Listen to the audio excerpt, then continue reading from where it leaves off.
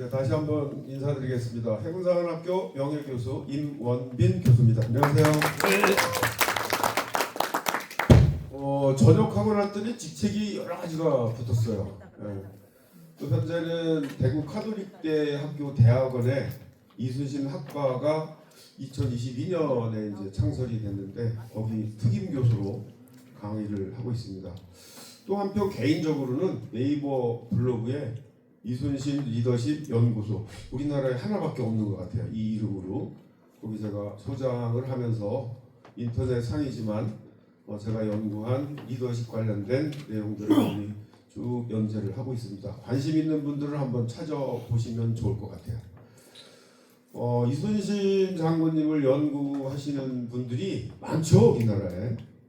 근데 이제 여러분들이 그 강의를 들으실 때는 그 앞에서 이순신 강의하시는 분의 전공이 뭔지를 여러분들이 제일 먼저 확인하셔야 돼요. 대개 보면 역사학 하신 분들이 제일 많죠. 역사학 하면서 이순신 장군에 접근하신 분들. 그 다음에 이충공 전설을 제일 먼저 번역하신 분이 우리나라에서 남한에서 노상 이은상 선생님인데 이분은 문학가잖아요. 그죠? 시인이면서. 그 이후에는 이제 역사학자들이 주로 많고 저는 굉장히 특이해요. 제 전공은 철학이에요. 네, 철학하고도 동양 철학이고 동양 철학하고도 조선 유학입니다. 제 논문이 여기 보시는 바와 같이 율곡 2계열의 학문을 집대성하는 남당 한원진이라는 분을 가지고 제가 박사학위 논문을 썼어요. 철학한 사람이 이순신 장군을 연구해. 좀 이상하네. 제 전공과 연계시켜보면 연관이 좀 될 것 같아요. 이순신 장군, 이분 유학의 나라 조선에서 배출한 인물이고요. 이분을 정말 인간적으로 이해하려고 그러면 유학을 아는 게 굉장히 도움이 되더라고요.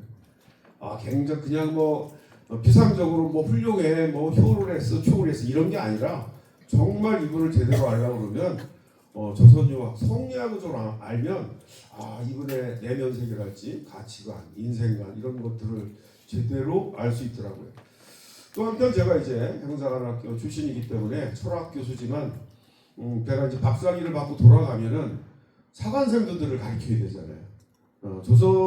조선 시대로 따지면 이게 사실은 문과 시험이랑 똑같은 거예요. 육해공군 사관학교 들어가서 장교가 됐다. 문과 시험 치르면서 들어간 사람이라고 생각하시면 좋을 것 같아요. 그래서 제가 철학 교육도 하지만 또 한편 그 장교에게 필요한 걸 좀 했으면 좋지 않을까 그런 생각을 가지고 병법을 공부했어요. 손자병법을 제가 번역도 하고 논문도 쓰고 그러다가 이제 어느 날 문득 한 28년 전쯤 될 것 같아요. 궁금했어요. 이순신 장군 이분 도대체 어떻게 싸웠길래 7년여 전쟁 기간 동안 벌인 50여의 해전을 한 번도 안 지고 다 이기셨을까? 한 번도 안 지고 다 이기신 건 다 알아요, 그죠? 근데 어떻게 이겼지? 이 물음에 제가 해군사관학교를 졸업했고 해군사관학교는 학점 교육으로 이순신 장군이 들어가 있어요. 2학점짜리 1학년 때 제가 배웠어요.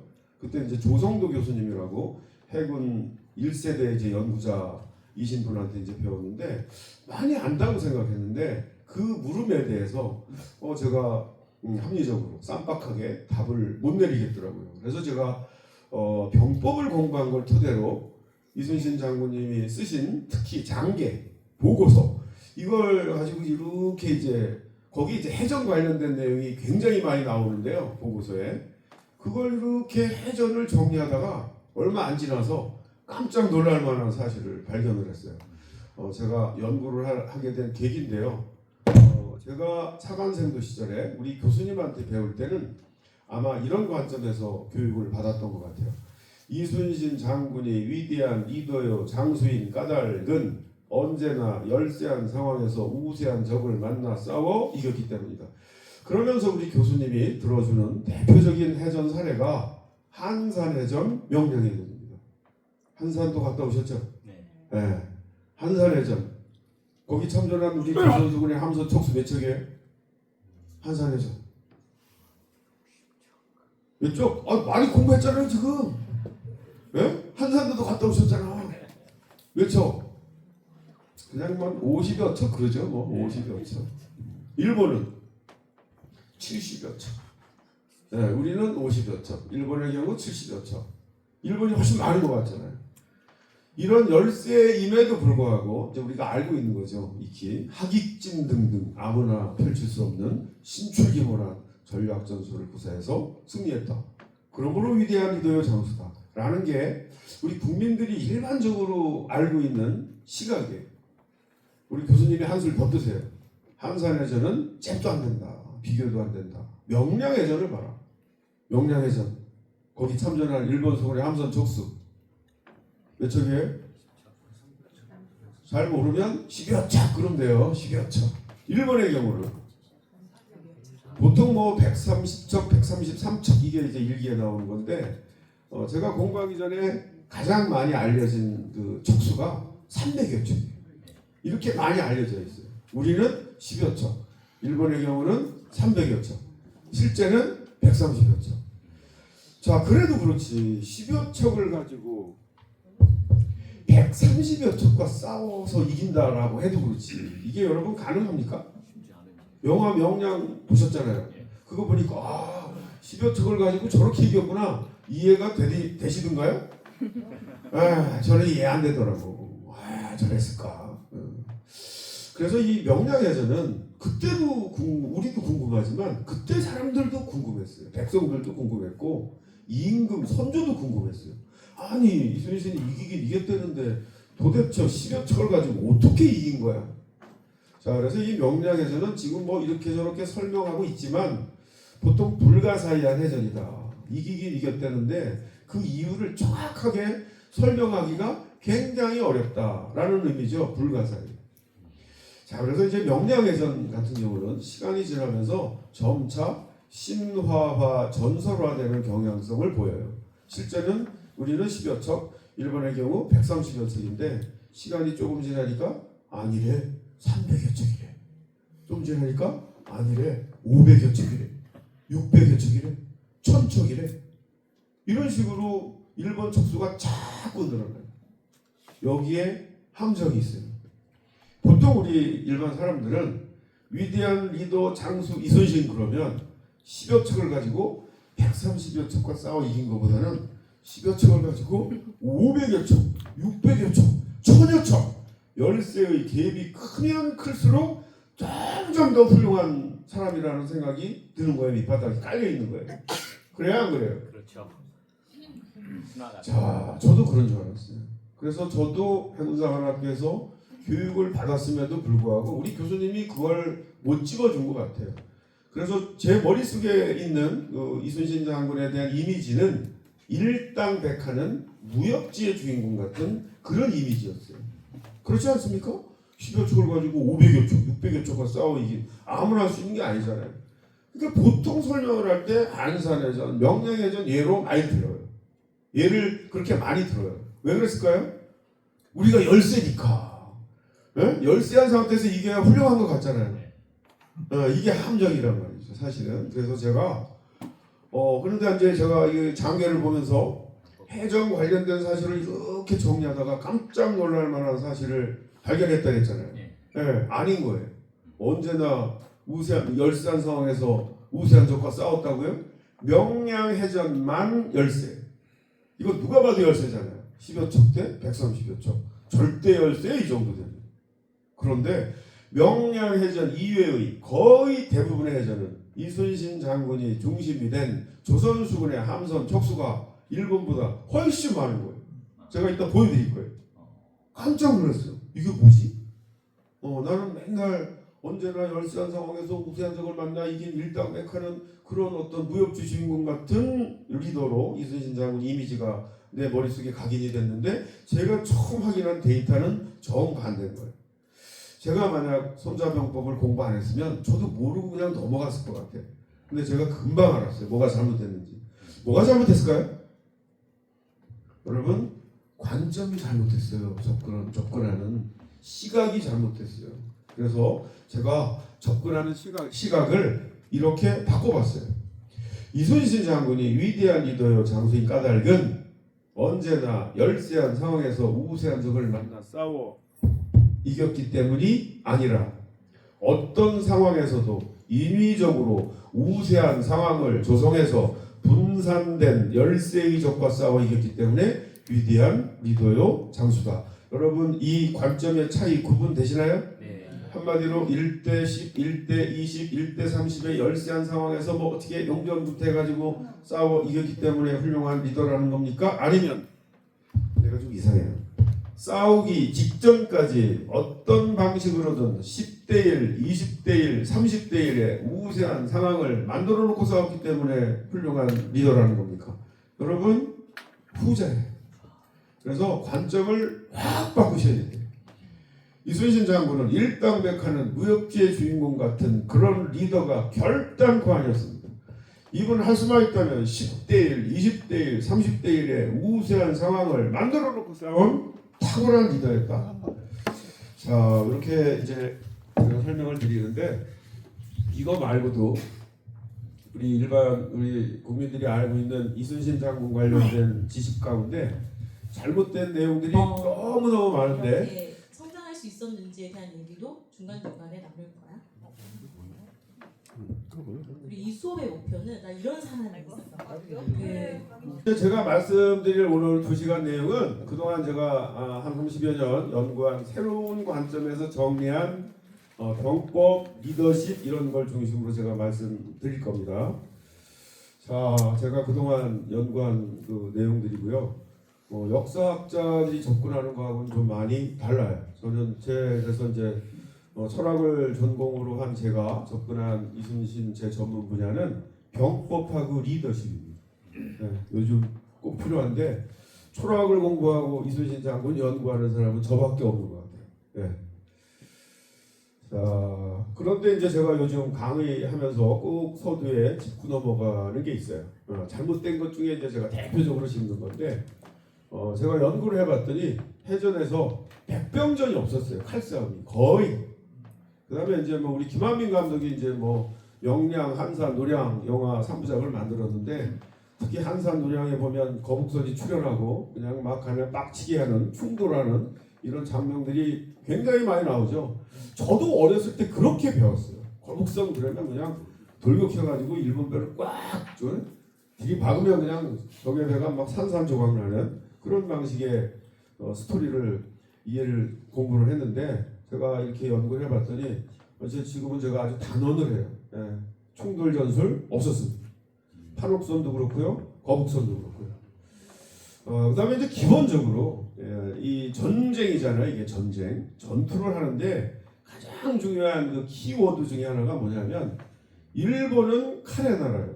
조선은 활의 나라다라는 게 굉장히 중요합니다. 제가 뒤에서도 또 연계해서 설명을 드릴 텐데 칼의 나라 일본 어떻게 싸울까요? 칼의 나라 일본 어떻게 싸워요? 칼 길이가 한 1m 남짓이에요.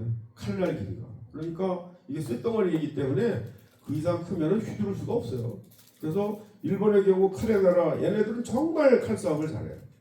그래서 이제 일본은 전투가 벌어지면 1m 내로 들어가야 돼. 그래야 적군을 죽이잖아요. 그러니까 일본은 기본적으로 접근전을 중심으로 해요. 그럼 활의 나라 조선은 어떻게 싸워야 돼요?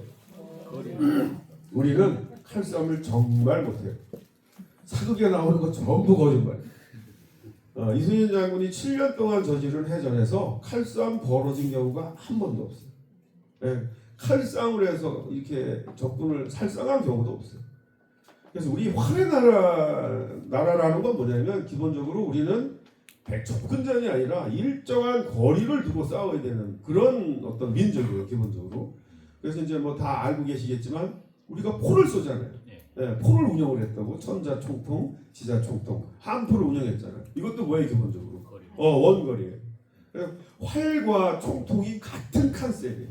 그렇게 여러분들이 일단 이해하시면 좋을 것 같아요. 우리는 절대로 붙으면 안 돼요. 왜 충돌하면 안 되냐면 충돌을 하면 배가 일단 손상을 줄 수는 있겠죠. 그런데 그걸로 끝나는 게 아니에요. 배가 붙으면 서로 접근이 되고 계류가 돼가지고 서로 상대편 넘어가가지고 칼싸움이 벌어져요. 칼싸움 하면 된다고 해서 안 된다. 우리는 절대로 칼싸움 만드는 상황을 만들면 안 된다. 요 정도만 여러분들이 지식을 가지고 있어도 김한민 감독이 명량 한산 노량에서 묘사했던 해전 장면들이 절반 이상은 전부 거짓말. 예, 이런 정도는 알고 영화를 좀 만들었어야 되는데, 자 그런데 전국의 이순신 장군 동상을 봤더니 전부 칼을 들고 있어요. 맨 왼쪽에 있는 게 여러분 그 최초의 이순신 동상이에요. 진해에 있어. 진해 우리 해군사관학교 북원 노탈리에 있는데 1952년 6.25 전쟁 한참 진행 중에 최초의 이순신 동상이 만들어졌습니다. 가운데 건 뭐죠? 가운데 거 광화문 동상. 예, 1968년 박정희 대통령 시대입니다. 자, 저도 한 20여 년 연구할 때는 잘 몰랐어요. 그냥 뭐 이렇게 무심코 봤는데 어느 날 이제 제가 연구한 걸 토대로 뜩 동상을 보면서 정말 놀랐어요.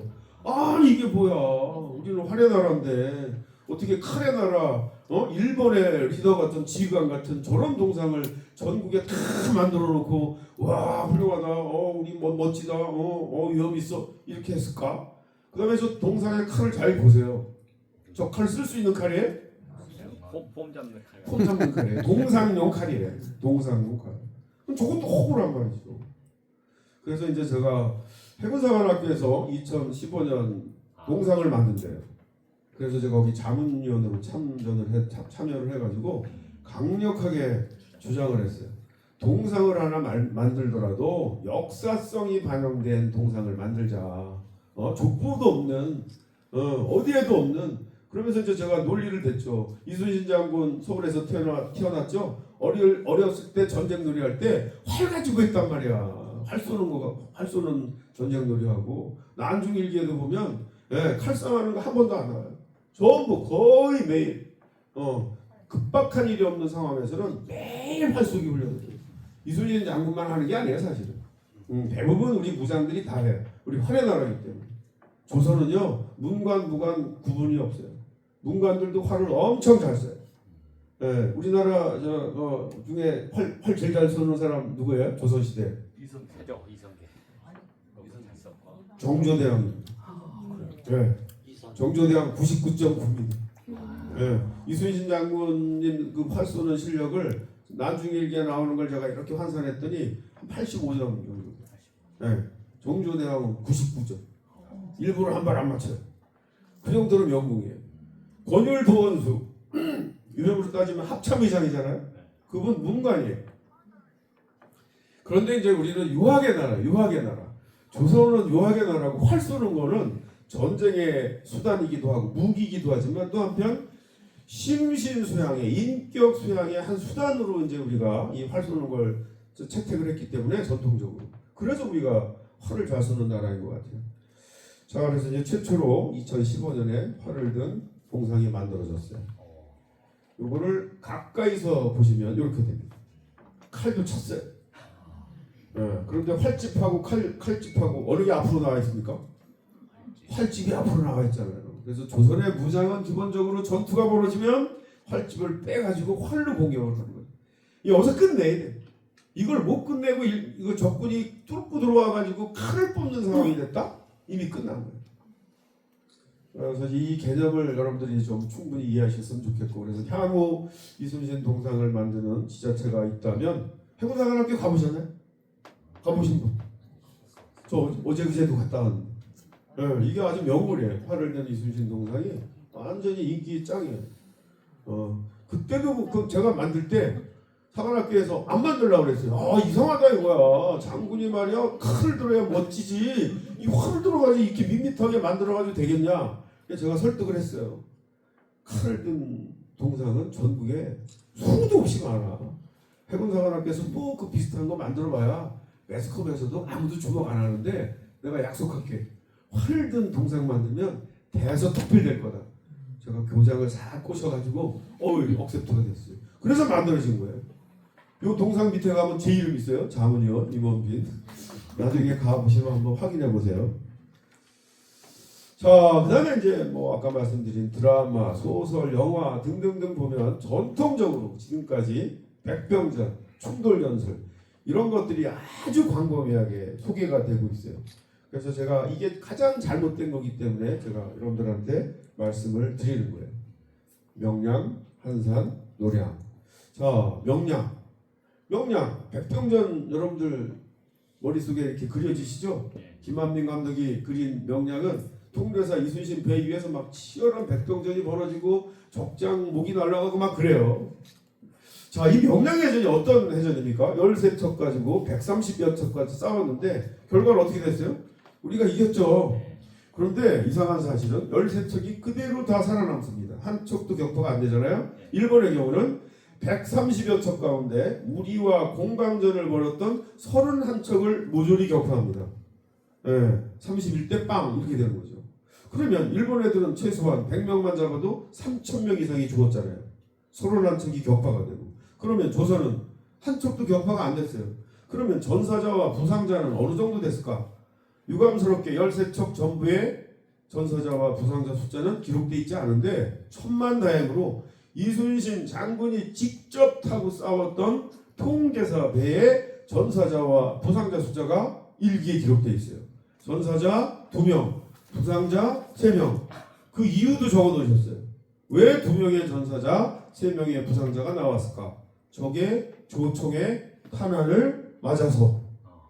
자, 이 데이터를 가지고 이제 영화와 한번 이렇게 대비해 보세요. 칼싸움이 있었습니까? 좋겠네요. 일본 애들이 우리 배 위로 올라왔을까요? 못 올라가요. 못 올라왔어요. 올라왔으면 13척이 저렇게 살아남을 수가 없어요. 올라왔으면 끝난 거예요. 일본 애들은 정말 칼싸움을 잘해요. 그러면 10여 척을 가지고 130여 척과 싸운 명량해전에서도 백병전이 없었는데 그 다른 기타에 우리가 수적으로도 훨씬 우세한 그런 상황에서 벌어진 해전에서 백병전이 벌어졌을까요? 우리 배 위로 올라왔을까요? 한 번도 올라오지 못했어요. 그 데이터를 또 뒤에서 제가 설명을 드릴 겁니다. 자, 백병전 없었던 거예요. 예. 백병전 하면 안 돼요. 그 다음에 이제 충돌전술의 문제. 한산해전 때 거북선이 동원이 됩니다. 이순신 장군 장계를 보면 거북선 2척이 확인이 되고요. 일본 측 자료를 보면 거북선 3척이 확인이 돼요. 그래서 한산해전, 안골프해전 끝난 다음에 이순신 장군이 전쟁 결과 보고서를 임금님께 보냅니다. 거기에 보면 우리 이제 일본 함선이 73척인데 73척 가운데 59척을 격파 및 납포해요.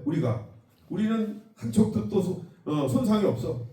예, 우리의 58척은 50여 척은 한 척도 격파되지 않는 데 반해서 일본의 경우는 한산해전에서 73척 가운데 59척이 격파 및 납포되는데 이 59척 격파 및 납포된 것을 전과별로 전부 다 자세하게 적어놨어요. 거기에 거북선의 전과도 나와요. 여기에 이제 거북선이 2척이 참전한 거로 되어 있는데 한산해전에 참전한 2척의 거북선의 전과가 기록되어 있어요. 전과, 적의 대선 한척 납포, 일본의 목 8급. 이게 한산해전에 참전한 2척의 거북선의 전과예요. 충돌해서 격파한 전과가 있어요, 없어요? 없네요. 없잖아요. 없죠? 예, 요거하고 너무 다르죠? 그 이외 해전은 또 볼 것도 없어요. 예, 거북선은 충돌하는 배가 아니에요. 거북선은 기본적으로 가까이 가서 포를 쏘기 위해서 만든 거예요. 우리의 주력 무기는 포예요. 예, 포. 우리는 정말 포를 잘 쏘는 나라예요. 그런데 포가 잘 안 맞아. 머리. 예, 머리가 머리. 예, 포를 잘 맞추려면 어떻게 되겠어요? 명중률 높이려면 가까이 가놓고 대놓고 쏘면 다 맞잖아요. 네. 그런 용도로 만들어진 거예요. 이게 포함인데 그걸 여태까지 충돌하는 그런 배로다가 이렇게 묘사를 해놓고 와 훌륭하다 위대하다 이렇게 해왔잖아요. 실제로 우리가 뭐 우리는 모르면 할 수 없는 거죠. 근데 이제 실제로 한산 영화하고 노량해전은 김만민 감독이 망했어. 그 망한 이유 중에 하나가 뭔지 아세요? 우리 국민들의 이제 이순신 장군에 대한 인식 수준이 명량 때보다 훨씬 높아졌어요. 이거 보는 사람은 전부 이상해. 노량해전에 무슨 놈 한산 노량해전에 거북선이 동원이 돼? 등등등 이런 식으로. 그래서 감독들도 국민들의 인식 수준을 좀 알고 거기에 맞춰가지고 영화를 만들어야지 아무렇게나 뭐 이렇게 해서 이순신 장군 영화 만든다고 우리 애국심으로 뭐 봐줄 거라고 생각하면 오산이잖아요. 그죠? 저는 이제 한 20년 뒤쯤에 또 한편 이순신 장군 관련된 이렇게 영화를 만든다 그러면 정말 그동안 우리가 연구해 놓은 이런 걸 토대로 해서 정말 차원을 달리하는 영화를 만들었으면 좋겠어요. 그 이유는 제가 뒤에서 설명을 드리도록 하겠습니다. 자, 오늘 이제 리더십을 제가 말씀을 드려야 되기 때문에 다 끝난 다음에 또 여러분들 머릿속에 몇 가지는 남아야 되기 때문에 제가 리더십 강의의 엑기스를 한번 여기서 정리해 보려고 해요. 우리 국민들이 정말 이순신 장군님 존경하고 사랑하잖아요. 왜 그럴까? 왜? 이렇게 물으면 이제 여기 각양각색으로 대답이 나오실 거라고요. 그리고 그 답은 다 맞을 것 같아요. 근데 대개 제가 한번 이렇게 정리해 봤어요. 세 가지 정도. 왜 존경하고 사랑할까? 1번. 임진왜란, 정유재란 7년 동안 50여 해전을 모두 승리로 이끌어 나라를 구했기 때문입니다. 나라를 구했기 때문이다가 사실은 방점이죠. 네.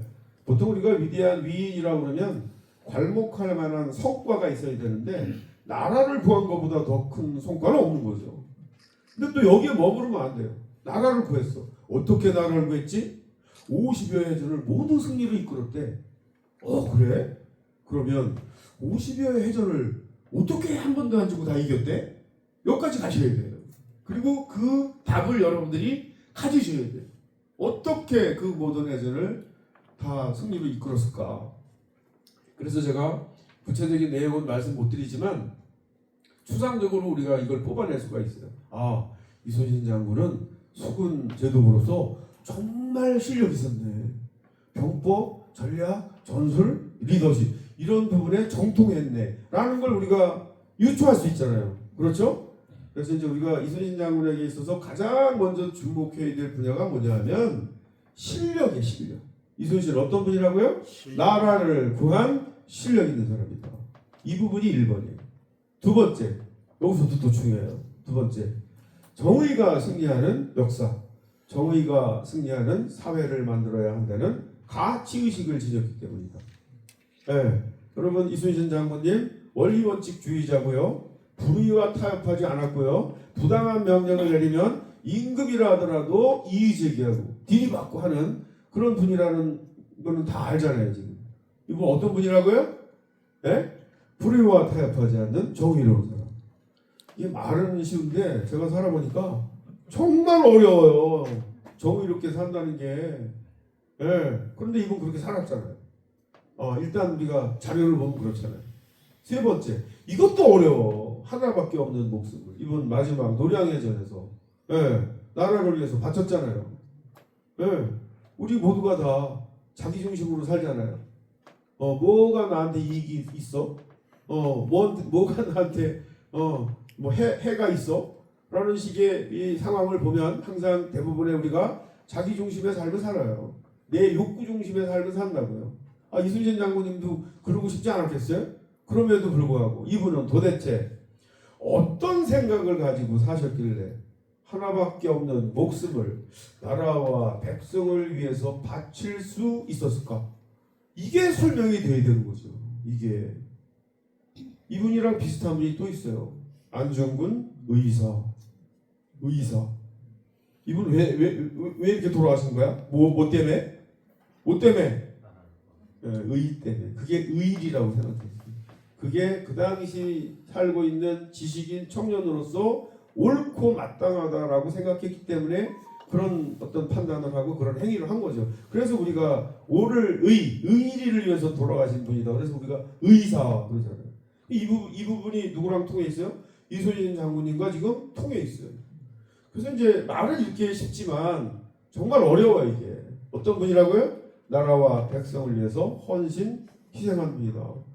우리가 이순신 장군을 공부하고 배우는 이유가 아닐까라는 생각을 해봐요. 그래서 기본적으로 이순신 같은 리더가 되려면 첫 번째 실력이 있어야 되고, 두 번째 정의로워야 하며, 세 번째 희생 헌신할 수 있어야 된다. 여러분 이게 전부 다예요 사실은. 네. 우리가 만들고자 하는, 돈 받고자 하는 이순신 장군에 있어서의 아주 엑기스 세 가지가 아닐까. 제가 이제 뒤에서 설명하는 리더십은 요 내용들이 이제 거기 스며 있습니다. 그걸 염두에 두시고 들어주셨으면 감사하겠습니다. 자, 오늘 아직 서론을 여기까지 지금 한 거고 오늘 말씀드릴 내용이에요. 이순신 다시 읽기. 제가 서두에 말씀드린 것처럼 관점을 확 바꿔야 된다. 두 번째, 이순신 승리의 리더십. 리더십은 하도 범위가 많아서 다 설명하려고 그러면 뭐 하루 종일 해야 되기 때문에 제가 여러분들한테 말씀드리고 싶은 것은 적어도 이순신 장군 같은 리더가 되려면 요 4가지 정도의 핵심 자질을 반드시 갖춰야 된다. 그런 측면에서 4가지 핵심 자질을 설명드릴 거고요. 마지막으로 이순신 생태계. 이것도 좀 표현이 이상하죠. 네, 이거로 마무리를 짓도록 하겠습니다. 자, 이순신 다시 읽기. 관점을 확 바꿔야 된다고 그랬어요. 이순신 장군 일당백하는 무협지의 주인공이 결단코 아니었다. 이분 할 수만 있다면 10대1, 20대1, 30대1의 우세한 상황을 만들어 놓고 싸운 탁월한 리더였다. 제가 이 관점을 이렇게 세우기까지 저에게 엄청난 제 인생을 바꿀 정도로 영향을 준 손자병법에 있는 문장입니다. 손자병법 군 형편에 이런 얘기가 있어요. 고지 소위 선전자는 옛날에 이른바 싸움을 정말 잘하는 자는 승어 이승자여라. 한번 되게 알아들으시겠죠? 승 이길 승 어조사어 쉬우리 이길 승 이승 쉬운 승리 쉬운 승리에서 승리하는 자이다. 정말 싸움을 잘하는 자는 쉬운 승리에서 승리하는 자이다. 쉬운 승리가 어떤 게 쉬운 승리예요? 10대 1이 쉬운 승리입니까? 1대 10이 쉬운 승리입니까? 10대 1이죠. 그러면 이게 이제 상식을 깨는 거예요. 보통 우리 일반 사람들은 일당백을 이게 훌륭한 승리라고 생각하는데 병법의 대가 손자는 정반대로 얘기하고 있어요 지금. 일당백 해가지고 싸워서 이기는 거는 전혀 훌륭한 승리가 아니라는 거잖아. 10대 1, 20대 1 이렇게 우세한 상황을 만들어 놓고 싸우는 누가 이렇게 보면 정말 쉬운 승리에서 승리하는 이런 장수가 정말 훌륭한 장수라는 거 아니에요? 고로 선전자지 승리하는. 그러므로 싸움을 정말 잘하는 자의 승리는 무지명이요 무용공이라. 지혜롭다는 이름도 없고 용맹스럽다는 공도 없다. 알아들으셨나요? 네. 보통 사람들은 에이 뭐 저거 이순신 뭐 저거 10대 1, 20대 1 우리가 훨씬 많은 상황에서 이긴 거 아니야? 보통 사람들은 주목하지 않는다는 거예요. 에이 뭐 저 정도 되면 나도 이기겠다. 그런데 병법의 대가 손자가 볼 때는 그게 정말 위대한 승리라는 거예요. 병법의 대가 손자 뭘 봤을까요? 그 사람은 이걸 본 거예요. 저 리더는 저 장수는 도대체 싸우기 직전까지 어떻게 저렇게 싸우기 직전까지 우세한 상황을 만들었지? 이걸 보는 거예요. 이걸. 그 결과잖아요. 그 과정이 얼마나 거기 온갖 병법 전략 전설이 다 들어가야 싸우기 직전까지 우세한 상황을 만드는 거예요. 이건 결과로 보여진 거잖아요. 보통 사람들은 주목하지 않는다. 그런데 이순신 장군의 해전 상황을 제가 쭉 정리하다 보니까 이거하고 딱 들어맞는 거예요. 명량해전만 열세였지 우리가 훨씬 많은 거예요. 깜짝 놀랐어요. 제가 놀란 그 자료를 바로 여러분들한테 보여드리겠습니다. 이순신 장군이 중심이 된 조선수군은 임진왜란이 벌어지는 1592년 첫 해에 4차례 출동 16번의 크고 작은 해전을 벌이는데요. 1차 출동 임진왜란이 1592년 4월 13일 날 발발하는데 조선수군은 한 20여일 동안 준비를 해서 5월 4일 날 처음으로 출동을 나갑니다. 1차 출동 5월 초에 나가는 거죠. 자 여기서 이제 3번의 해전이 벌어지는데 딴 거 보지 마시고 단순하게 함선 촉수만 조선 일본 한번 비교해 보세요. 옥포해전 91대 30, 하포해전 91대 5, 적진포해전 91대 14. 제가 이거 보면서 깜짝 놀래. 뭐야 이거? 우리 교수님은 맨날 뭐 열세한 상황에서 우세한 적을 만나 싸워 이긴 일당백하는 그런 그 리더로 이순신 장군을 설명했는데 제가 그냥 무작위로 이렇게 정리해봤더니 정반대인 거야. 우리가 훨씬 많은 거야. 전투 결과는요. 옥포해전에서만 4척 살아났고요. 모조리 전멸. 3번의 해전에서 일본의 함선 44척을 격파해요. 우리는 조선수군의 함선 피해 전무. 저는 여기서부터 이제 이상하게 생각한 거죠. 이상하네. 우리가 훨씬 더 많네. 그리고 44대 빵? 당시 전투는 정말 대량 사륙전이거든요. 걸리면 다 죽이는 거예요, 그냥. 그런 무지막지한 전투 양상인데 우리 배가 단 한 척도 격파되지 않았을 뿐만 아니라 1차 출동에서는 전사자도 한 명 안 나와요. 부상자만 한 명 나와요. 그럼 한번 당시의 전투를 여러분들 머릿속에 그려보세요. 이 상황이 이해가 가십니까?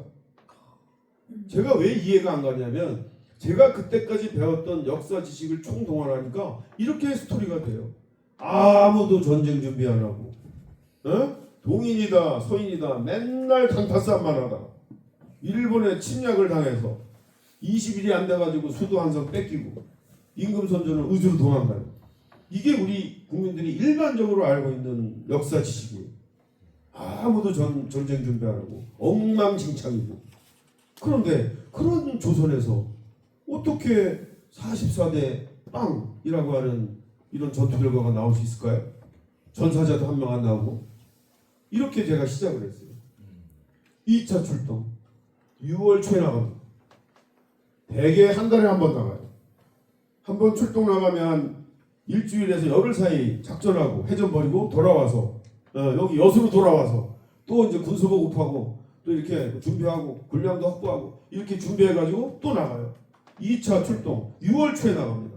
여기에서 4번의 해전이 벌어지는데 이것도 단순하게 함선, 척수만 비교해보세요. 사천해전 26대 15, 당포해전 26대 21, 당항포해전 51대 28, 율포해전 51대 7. 우리가 조금 더 많거나 훨씬 더 많아요. 그렇죠? 전투 결과는요. 네, 제가 영어 못하는데 퍼펙트 완전한 승리. 4차례 해전에서 조우한 만나 72척의 일본 함선을 모조리 격파합니다. 그런데 또 이 과정에서 또 놀랄만한 사실은 조선수군은 함선 피해 역시 전무 72대 빵. 1차 2차 누적 116대 빵. 이해되시나요? 이거 설명해야 돼. 이거를 어떻게 116대 빵이 나오냐고, 어떻게 44대 빵이 나오고, 어떻게 72대 빵이 나오냐고. 더 가볼까요? 3차 출동. 여기 한산 대첩이 있어요. 7월달에 나가죠. 5월달, 6월달, 7월달. 여기에 한산해전과 안골포해전 두 번의 해전이 있어요. 여태까지 제 앞에 있는 그 이순신 연구하는 분들이 대개 다 전부 다 한산해전을 이렇게 설명할 때는 우리가 열세였대. 그리고 우리가 자꾸 죽이려고 그러고 일본과 또 자꾸 늘리려고 그래요. 똑같은 그런 시각의 오류인 거예요 이게 지금. 그런데 내가 연구해봤더니 한산해전이 우리가 열세라고? 열세예요 지금? 척수면도 훨씬 많죠? 이거 지금 일본 기록이야 이게 지금.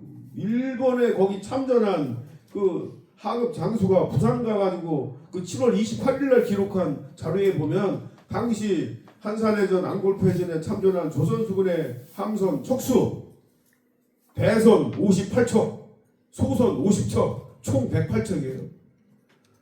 대선 58척 가운데 3척이 장림배다. 네구라분에 3척이 장림배. 이게 뭐야? 거북선이 3척인 거예요. 58척 가운데 이게 일본 측 기록이에요. 전투 결과는요. 아까 말씀드린 대로 73척 가운데 59척을 격파 및 납포했고 조선은요. 역시 함선 피해 전무.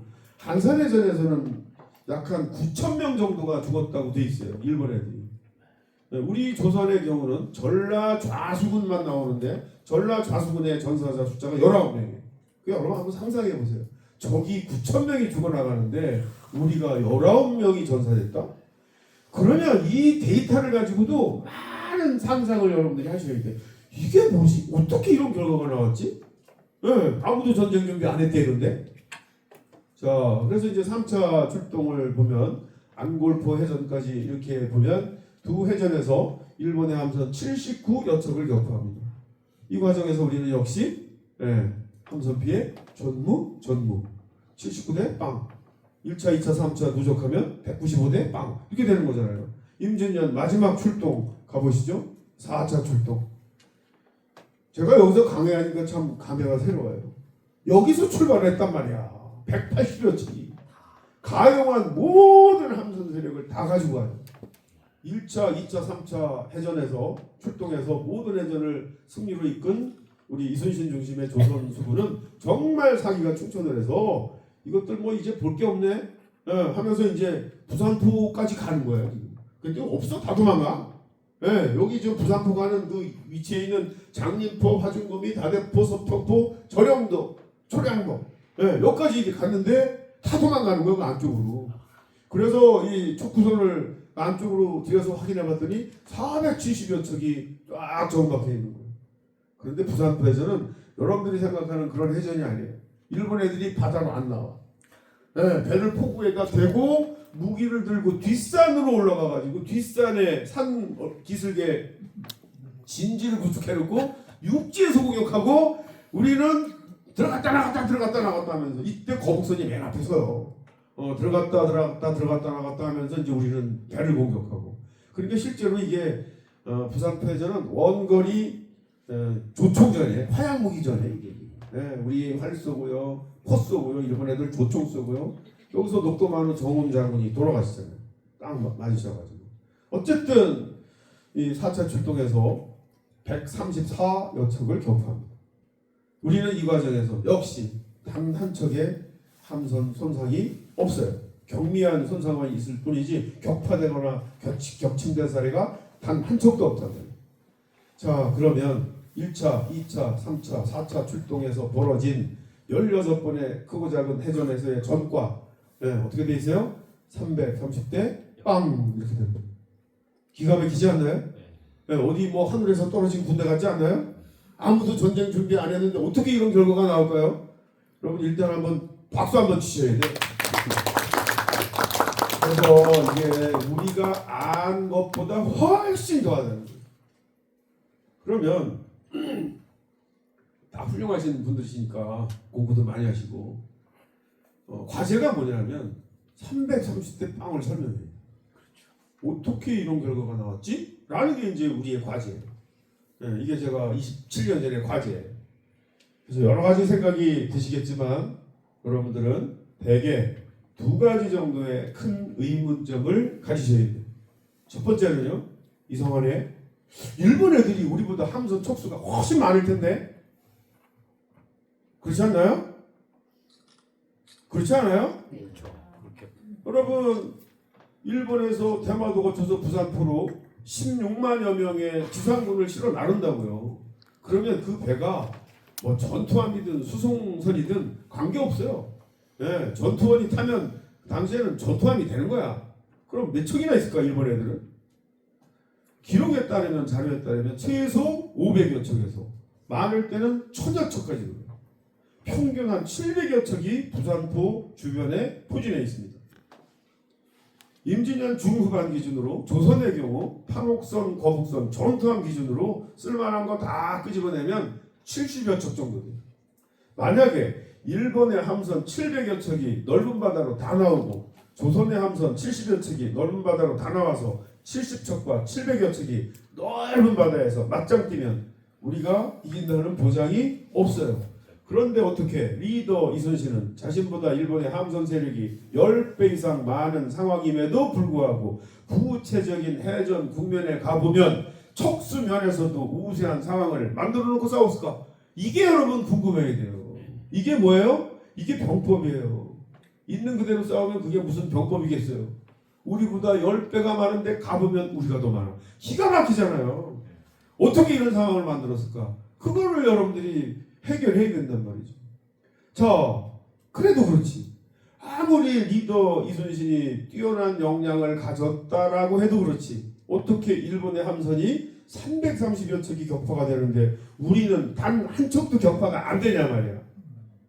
이 330대 빵을 단순히 위대한 탁월한 역량을 가진 리더 이순신의 개인적인 역량만 가지고 이 330대 빵 설명됩니까 안 됩니까? 안 되죠. 뭔가 딴 요소가 있는 것 같지 않아요? 그렇죠. 딴 요소가 있었습니다. 그게 뭘까요? 무기입니다. 무기. 우리는 총을 쏘는데 우리는 대포를 쏘는데 일본의 경우는 천만다행으로 대포를 운영을 못했어요.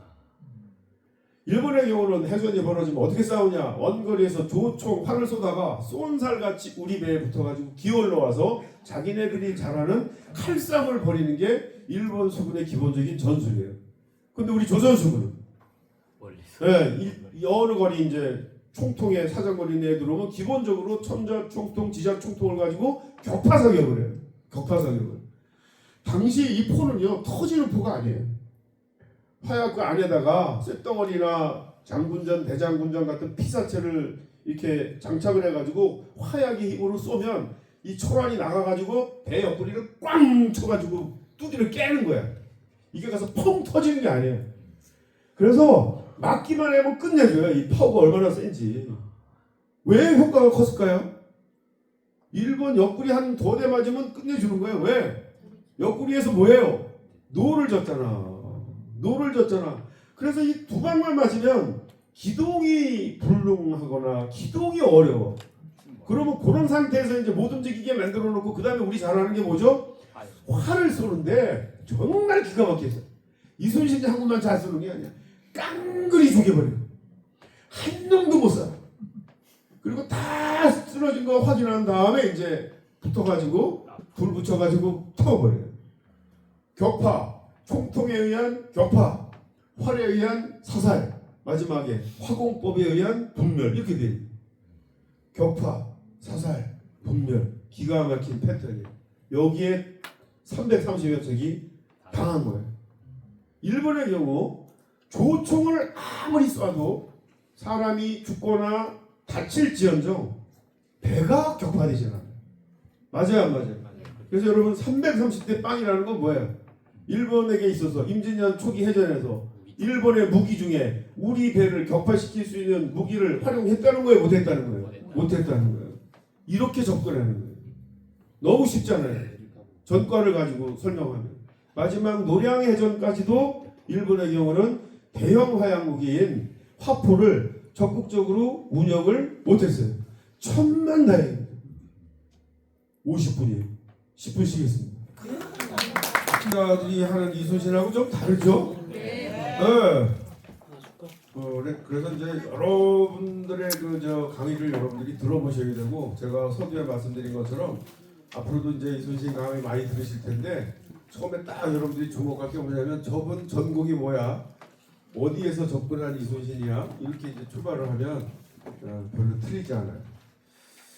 자, 기본적으로 그래서 이순신 장군이 임진년 첫 해에 창출한 330대 빵이라고 하는 전대미문의 이 전과는 백병전, 충돌전술 같은 재래식 전술로는 설명할 수 없는 차원을 달리하는 승리였다. 인정하시나요? 네, 330대 빵을 기억하셔야 돼요. 그러면 이 시점에서 제가 또 질문을 하나 해요. 1592년 임진왜란이 발발했어요. 일본 수군과 조선 수군이 붙어가지고 이제 이 결과가 나왔잖아요. 그럼 1592년 기준 일본 수군과 조선 수군 어느 나라 수군이 더 첨단 수군입니까? 조선 수군이 더 첨단이네.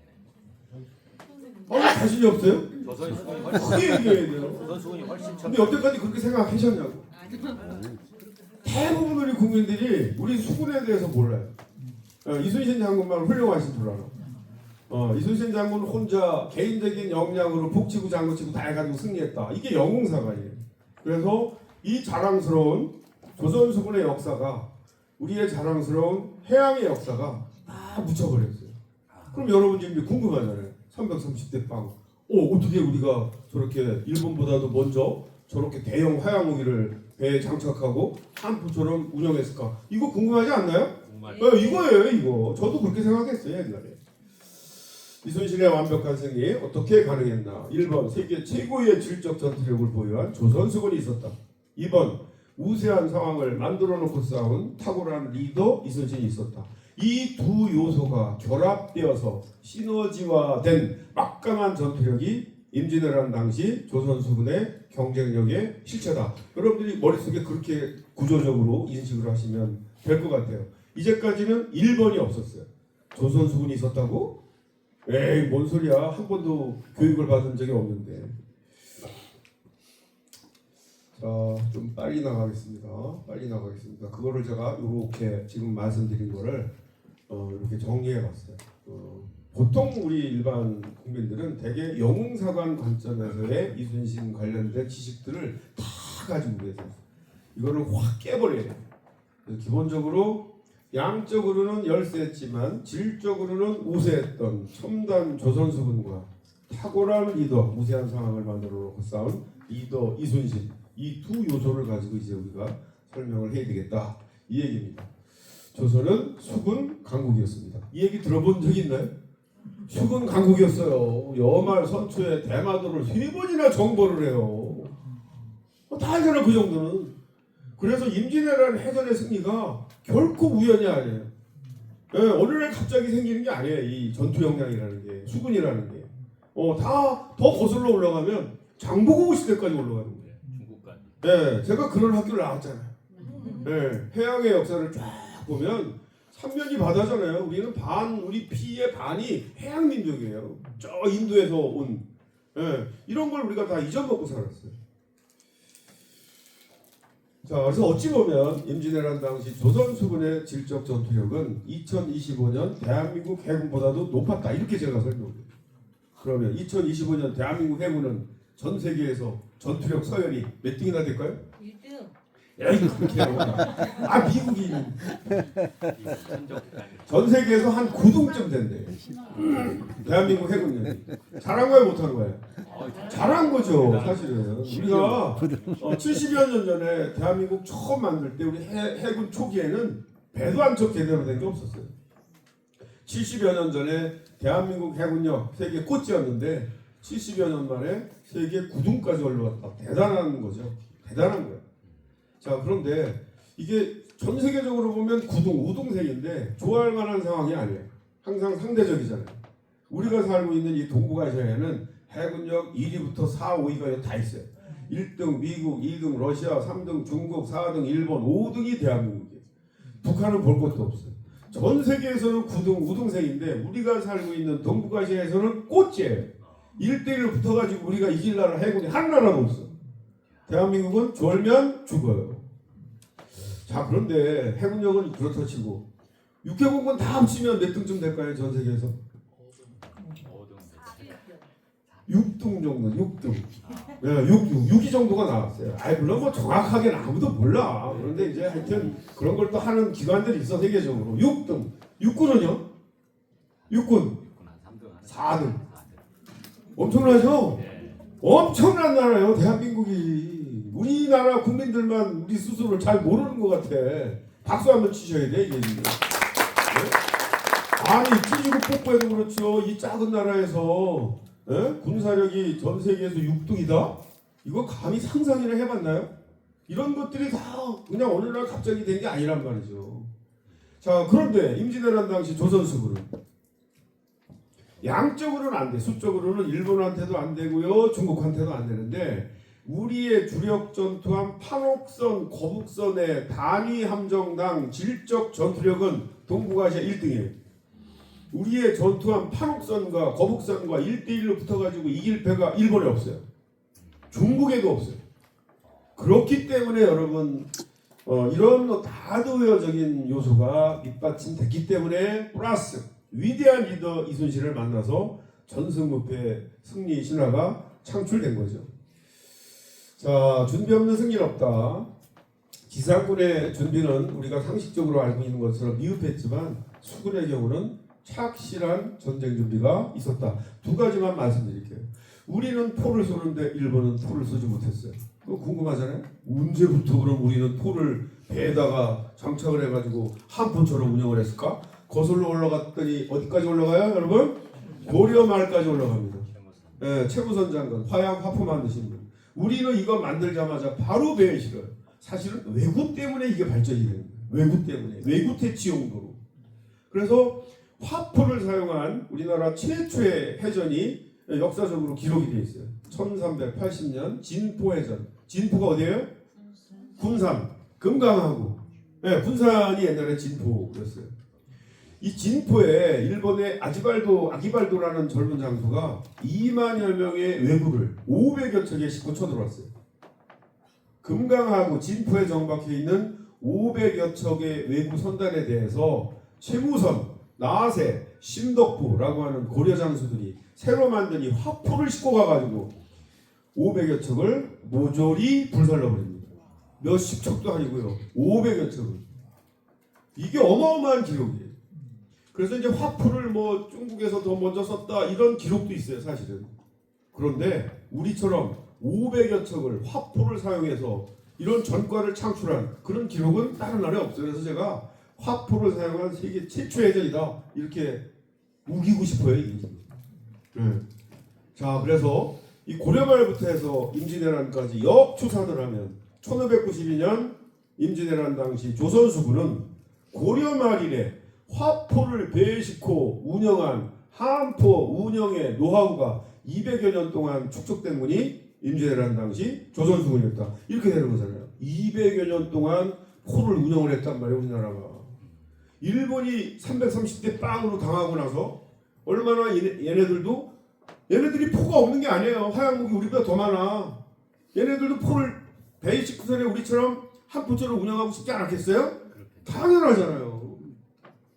임진왜란 때 이렇게 당하고 나서 이제 강화 협상기가 오잖아요. 개사년, 가보년 해가지고 이제 휴지기가 오는데 임금 선조가 이제 한양에 와가지고 걱정을 해요.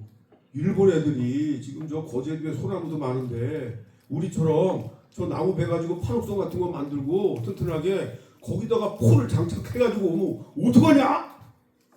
제가 봐도 그게 우려되는 거예요. 정말 우려되는 건데 이런 일이 안 벌어졌어요. 명량해전, 뭐 전이도해전, 노량해전 상황을 보면 끝날 때까지 일본 수군의 경우는 배에다가 대형 화약무기를 장착하고 우리처럼 함포 개념으로 운영을 못했어요. 천만다행입니다. 천만다행. 자, 두 번째 설명드릴게 함선이. 좋은 함선이 있어야 돼. 해전에서 이기려면. 그래서 이제 우리 보통 이순신 장군 그러면 생각나는 배가 뭐예요? 거북선이잖아요. 거북선. 근데 거북선을 많이 안 만들었어요. 한산해전 때 2척이 확인되고요. 자료로 확인할 수 있는 최대 척수가 5척이에요. 그럼 여러분 어떤 생각이 드세요?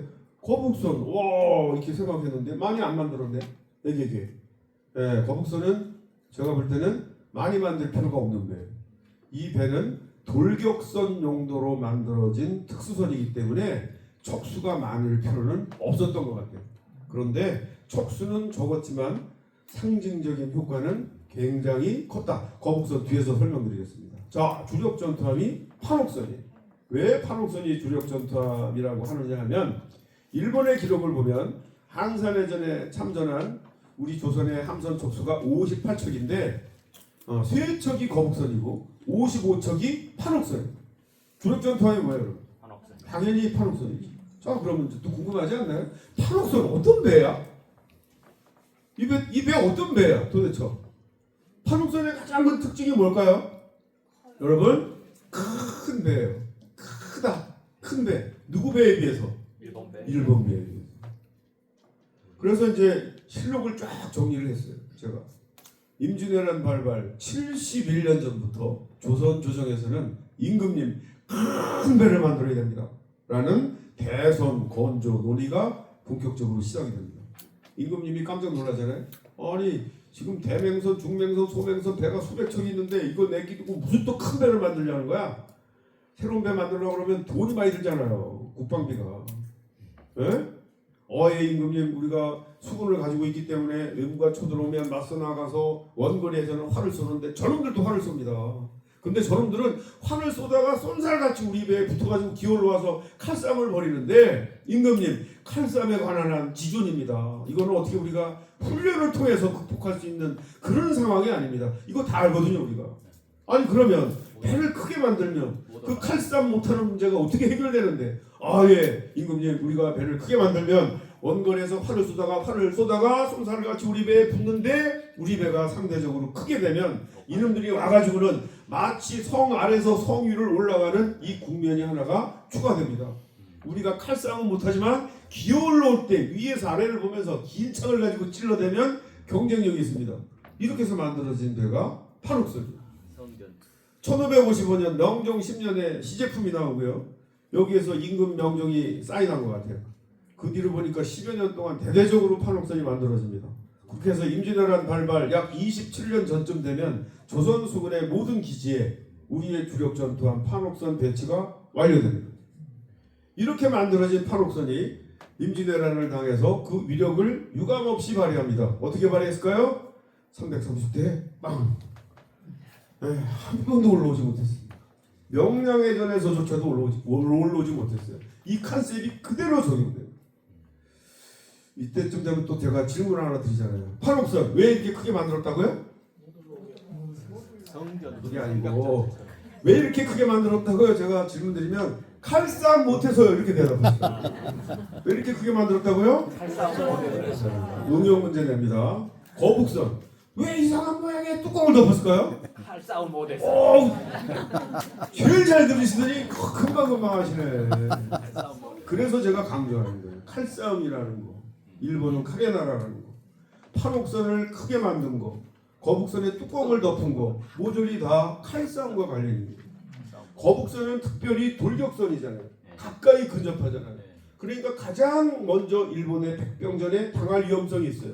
그래서 아예 칼싸움 잘하는 일본 애들이 대안으로 못 들어오도록 그냥 덮어버린 거예요. 등어리에는 세코챙이 꽂고 위에 거적을 덮어서 뭘로 확 끼면 찔러서 죽으라고. 이게 여러분 거북선이에요. 자, 요거를 또 이렇게 이제 그림으로 보면 우리의 주력 전투함 판옥선과 일본의 주력 전투함 세끼부네라고 하는 배예요. 관선 두 번째 전투함입니다. 일본에도 우리처럼 큰 배가 있어요. 아다케 부대라고 해서 대장선은 우리의 판옥선과 크기가 비슷해요. 그래서 이제 이순신 장군이 장계에 이렇게 기록한 거 보면 항상 일본 배를 카운트할 때 대선 몇 척, 중선 몇 척, 소선 몇 척 이렇게 기록하세요. 그리고 이제 크기를 우리가 알기 쉽게 적의 대선은 우리의 판옥선과 크기가 비슷하다. 그래서 아는 거예요. 근데 우리는 뭐예요? 일본으로 따지면 전부 대장선이잖아요. 우리 배는 전부 대선이야. 일본 관점에서 보면 전부 대선이에요. 판옥선이. 그래서 한산해전 때 일본의 함선이 73척이지만 그 73척 가운데 대선은 36척이에요. 우리는 58척이잖아. 대선대 대선대 보면 우리는 58척이고 일본은 36척이에요. 해전 결과 어떻게 되는지 아세요? 대선 36척 가운데 35척이 격파돼요. 한 척만 도망가. 아마 거기 와키 작가가 탄 것 같아. 네, 전멸이죠, 전. 자, 조선수군의 주력 전투함 판옥선 거북선은 당대 세계 최고의 전투함이었다. 2025년 대한민국 해군 전 세계 9위 정도에 해당하지만 세계 최고는 없다. 자, 지금부터 이제 리더십으로 들어가 보겠습니다. 이순신 장군은 어떻게 했길래 그와 함께하는 해전에서 조선수군 장병들은 죽기를 각오하고 싸웠을까? 이순신 장군과 함께했을 때 죽기를 각오하고 싸웠던 우리 조선수군 장병들이 왜 리더 원균과 함께했을 때는 도망가기에 바쁜 오합지졸로 변해 있었을까? 무슨 문제입니까 이거? 그래서 이제 리더십이 중요한 거죠. 아무리 질적으로 우세하다 하더라도, 아무리 첨단 조선 수군이라 하더라도, 리더 원균이 그 지휘했을 때와 리더 이순신이 지휘했을 때 그 결과는 천양지차가 됐지 않습니까? 리더 이순신이 지휘했을 때는 전승무패의 승리 신화가 창출된 반면 리더 원균이 지휘했을 때는 7천량에서 전멸에 가까운 패배를 당했다. 이런 거 보면 이제 우리 전투력이라고 하는 무기, 함선의 성능도 중요하지만 그것을 운영하는 리더하는 리더의 역량도 못지않게 중요하다라는 것을 반증해 준 반면 사례가 원균의 실패죠. 7천량 해전의 패배입니다. 그렇죠? 네. 자, 그래서 저는 이순신 장군을 한국적 리더의 표상이다. 이렇게 저는 대전제로 이렇게 선언을 합니다. 여러분들도 내용은 잘 모르시더라도 이순신 한국적 리더의 표상 같지 않아요? 아니에요? 맞아요. 그러니까 여기다 배우러 오신 거 아니야. 자, 여기서 이제 중요한 컨셉이 한국적이라는 거예요. 한국적. 한국 사람들은 도대체 리더에게 뭘 요구하지? 어떤 자질을 요구하지? 라는 건데 제가 이제 한 30여 년 연구를 하다 보니까 정말 중요한 사실을 발견을 해냈어요. 우리 한국 사람들은 그야말로 리더십의 대가들이에요. 네, 리더십의 민족들이에요. 제가 볼 때 우리 일상 언어 속에 리더십에서 가장 중요한 컨셉들이 여기 들어있어요. 우리가 보통 서로 상대편을 평가할 때 또는 어떤 리더를 평가할 때 이런 얘기를 잘해요. 선생님들도 그렇죠? 공부만 잘하면 뭐해? 사람이 되지. 실력만 있으면 뭐해? 이기적인데. 능력만 있으면 뭐해? 자기만 하는데. 여러분들 일상 언어에서 다 쓰는 말 아니에요? 그렇죠? 이게 기가 막힌 거예요. 여기에 리더십의 핵심이 들어있어요. 앞에 거는 뭐예요? 실력, 능력. 에? 이건 뭐야 이거? 공부 잘하는 거 뭐야 이거? 실력이죠, 실력. 사람이 되지. 이기적이다. 헌신적이다. 이거 뭐죠? 인품이에요. 우리 한국 사람들은 기본적으로 사람들을 평가할 때 두 가지 기준을 가지고 있어요. 실력과 인품 두 가지를 가지고 사람들을 평가해요. 그렇지 않습니까? 예. 이거 일상화되어 있어요. 근데 제가 연구를 해봤더니 이게 그냥 나온 게 아니에요. 조선왕조 500년 동안 우리가 배웠던 유학의 기본적인 컨셉. 유학에서는 사람의 마음을 이렇게 설명해. 마음의 기질을 청탁 수박에 따라서 이게 결정이 돼요. 마음의 기와질, 기질이라는 표현 쓰죠? 기질. 기질에서 기는 뭐냐면 기가 맑으냐 탁하냐에 따라서 총명하냐 우둔하냐가 결정이 돼요. 기가. 질이 순수하냐 조잡하느냐에 따라서 하나는 헌신적이고 하나는 이기적이고. 그럼 어떻게 해야 돼요? 기를 맑게 해야 되고 그 다음에 질을 순수하게 해야 되죠. 이게 공부법. 이게 성리학이에요. 이거 이제 더 들어가면 이제 전공으로 나오는데 너무 어려우니까 거기까지만 가지 마시고 그냥 일반적으로 여러분들이 우리 한국인들은 기본적으로 사람들을 평가할 때 총명하냐 우둔하냐라는 거 하나 기준. 또 하나는 뭐예요? 인간이 됐느냐 안 됐느냐. 실력과 인품 두 가지를 가지고 평가하는 그런 전통을 가지고 있더라. 그래서 이제 실력을 전문성으로 그 다음에 인품이 도덕성으로 이제 조금 학문적인 용어로 표현하면 이렇게 이제 연관이 되는 거죠. 그래서 저는 이순신 장군 리더십을 제가 설명할 때 이렇게 설명합니다.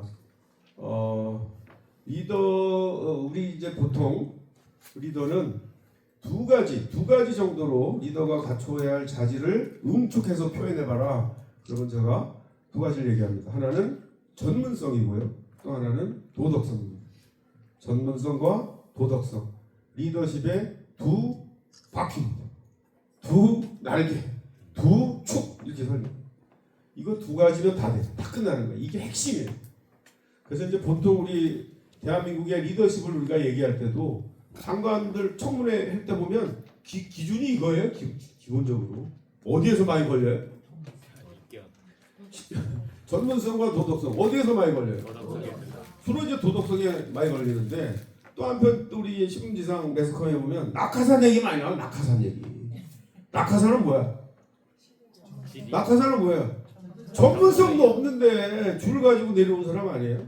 두 가지가 다 항상 문제가 되는데 보통 이제 도덕성에서 많이 얘기가 되는 거죠. 그래서 이제 제가 여러분들한테 이순신 장군의 리더십을 얘기할 때 리더 이순신은 우리 한국인들이 요구하는 전문성과 도덕성을 조화롭게 겸비한 한국적 리더의 표상이다. 이렇게 제가 얘기하고 싶은 거죠. 전문성 바퀴는 안으로 들어가면 두 가지 요소로 나뉩니다. 하나는 직무지식이고요. 또 하나는 변화, 혁신, 역량입니다. 직무지식. 기본적으로 리더는 알아야 돼요. 리더는 자신을 위해서 존재하는 게 아니에요. 리더는 조직을 위해서 존재합니다. 조직이라는 거는 그냥 존재하는 게 아니에요. 조직은 반드시 해야 할 미션이 있어요. 일을 수행을 해야 돼요. 이게 리더의 1번의 사명이에요. 이순신 경우하고 한번 연관시켜 볼까요? 이순신 장군의 직무지식 수준 어느 정도예요? 뭐 뛰어날 것 같죠? 예. 이미 제가 말씀드렸어요.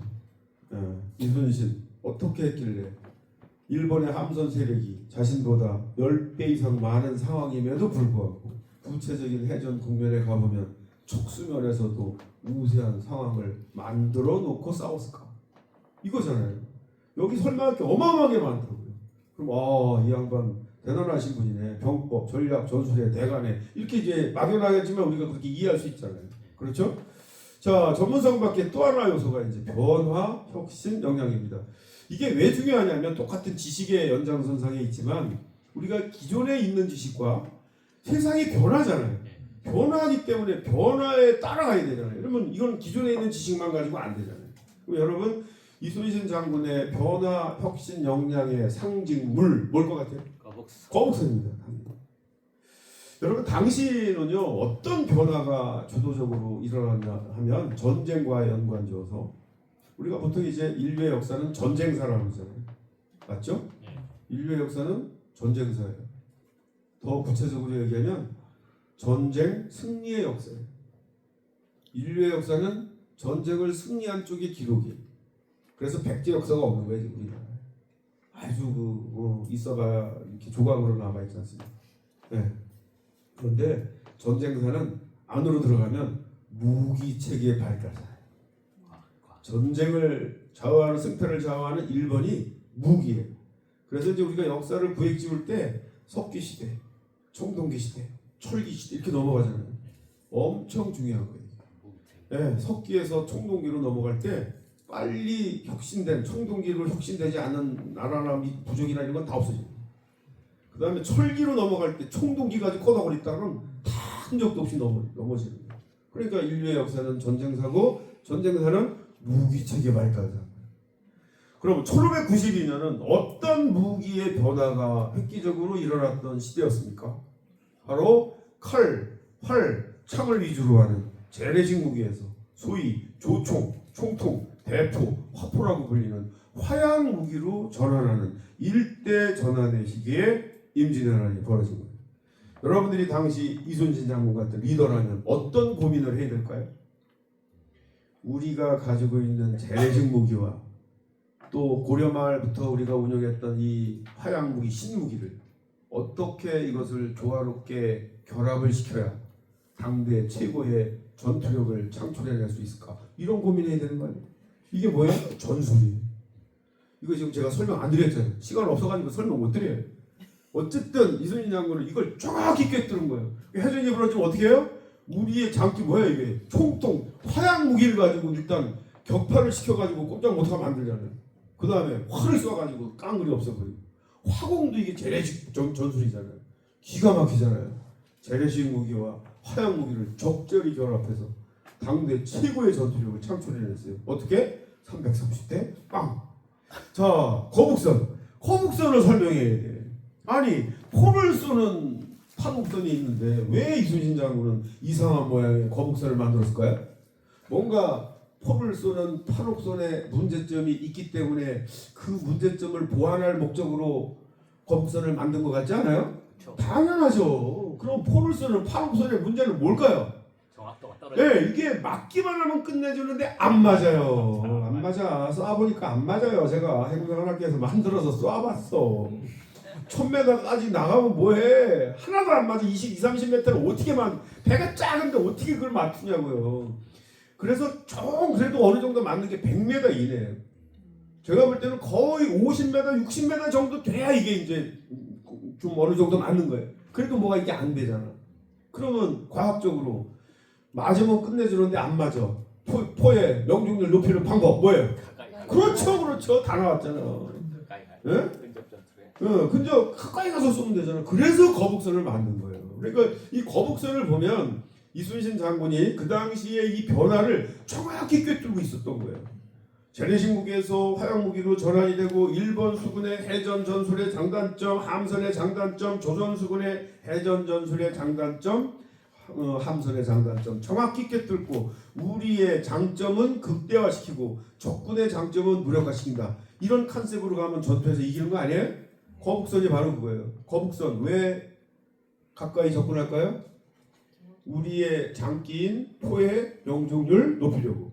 왜 이상한 모양의 뚜껑을 덮었을까요? 일본군의 장기인 백병전을 무력화시킬 목적으로. 그러면 끝난 거잖아. 이게 아마 우리의 장점은 극대화시키고 적군의 장점은 무력화시키는 그 상징물이 뭐라고요? 거북선이에요. 척수는 적었지만 상징적인 효과는 굉장히 컸다 그랬잖아요. 해전이 벌어지면 거북선은 가장 먼저 적의 대장선을 향해서 돌진합니다. 가까이 가서 쏘니까 다 맞아요. 빠바방 쏘고 이제 비껴서 충돌하기 전에 비껴서 나오면 뒤에서 판옥선이 일제히 따라가면서 이제 포 몇 방 맞고 호적되는 거를 확을 쏴가지고 다 죽이고, 거기 또 장수를 또 일본 장수가 화살을 한 10발을 맞아. 퍽. 그게 일기에다 장계에다 기록이 돼 있어요. 그러니까 또 꽥 소리를 내고 바다에 떨어져. 그걸 끄집어내가지고 목을 딱 쳐요. 그냥 딱 표시합니다. 이게 여러분 개전 초기에 거북선의 역할이에요. 예, 개전 초기에 적의 대장선을 격파하고 적장을 사살해서 그걸 교시를 하면 어떻게 돼요? 적은 지휘 체계가 마비되잖아요. 이거예요, 이거 거북선은. 척수가 적었지만 상징적인 효과는 어마어마한 거죠. 대장선이 아작나면 다 도망가요. 진법이 어딨어. 그래서 이제 거북선은 척수는 작았지만 상징적인 효과는 굉장히 컸다. 자, 도덕성 바퀴로 넘어가겠습니다. 도덕성 바퀴도 두 가지 요소로 나뉩니다. 하나는 가치의식이고요. 또 하나는 인격의 문제입니다. 이렇게 제가 얘기하니까 아니 무슨 전쟁을 하는데 뭐 가치의식, 인격 이런 걸 왜 얘기를 하냐고. 수단과 방법을 가리지 않고 이기면 되는 거지. 여러분들도 그렇게 생각하시나요? 여러분 전쟁은 하면 안 돼. 전쟁은요 사람을 죽여야 돼요. 제가 그런 학교에서 30년을 살았잖아. 사람을 죽이는 학교예요. 막 얘기하면 전쟁이 일어나면 사람을 죽여야 돼요. 근데 제 전공이 철학이야. 연구를 해봤더니 무슨 명분으로 사람을 죽여? 무슨 명분으로 살인을 해?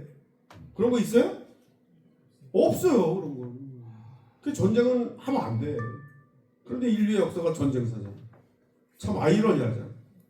그래서 전쟁은 안 하는 게 상책이에요. 안 해야 되는 거예요. 할 수밖에 없잖아요. 전쟁을 할 수밖에 없다면 전쟁은 인류의 보편적 가치를 구현하는 전쟁을 해요. 네? 인류의 자유, 평등, 사랑, 평화, 정의 이런 보편적 가치를 위한 전쟁이 아닌 전쟁은 전부 범죄입니다. 전쟁 범죄입니다.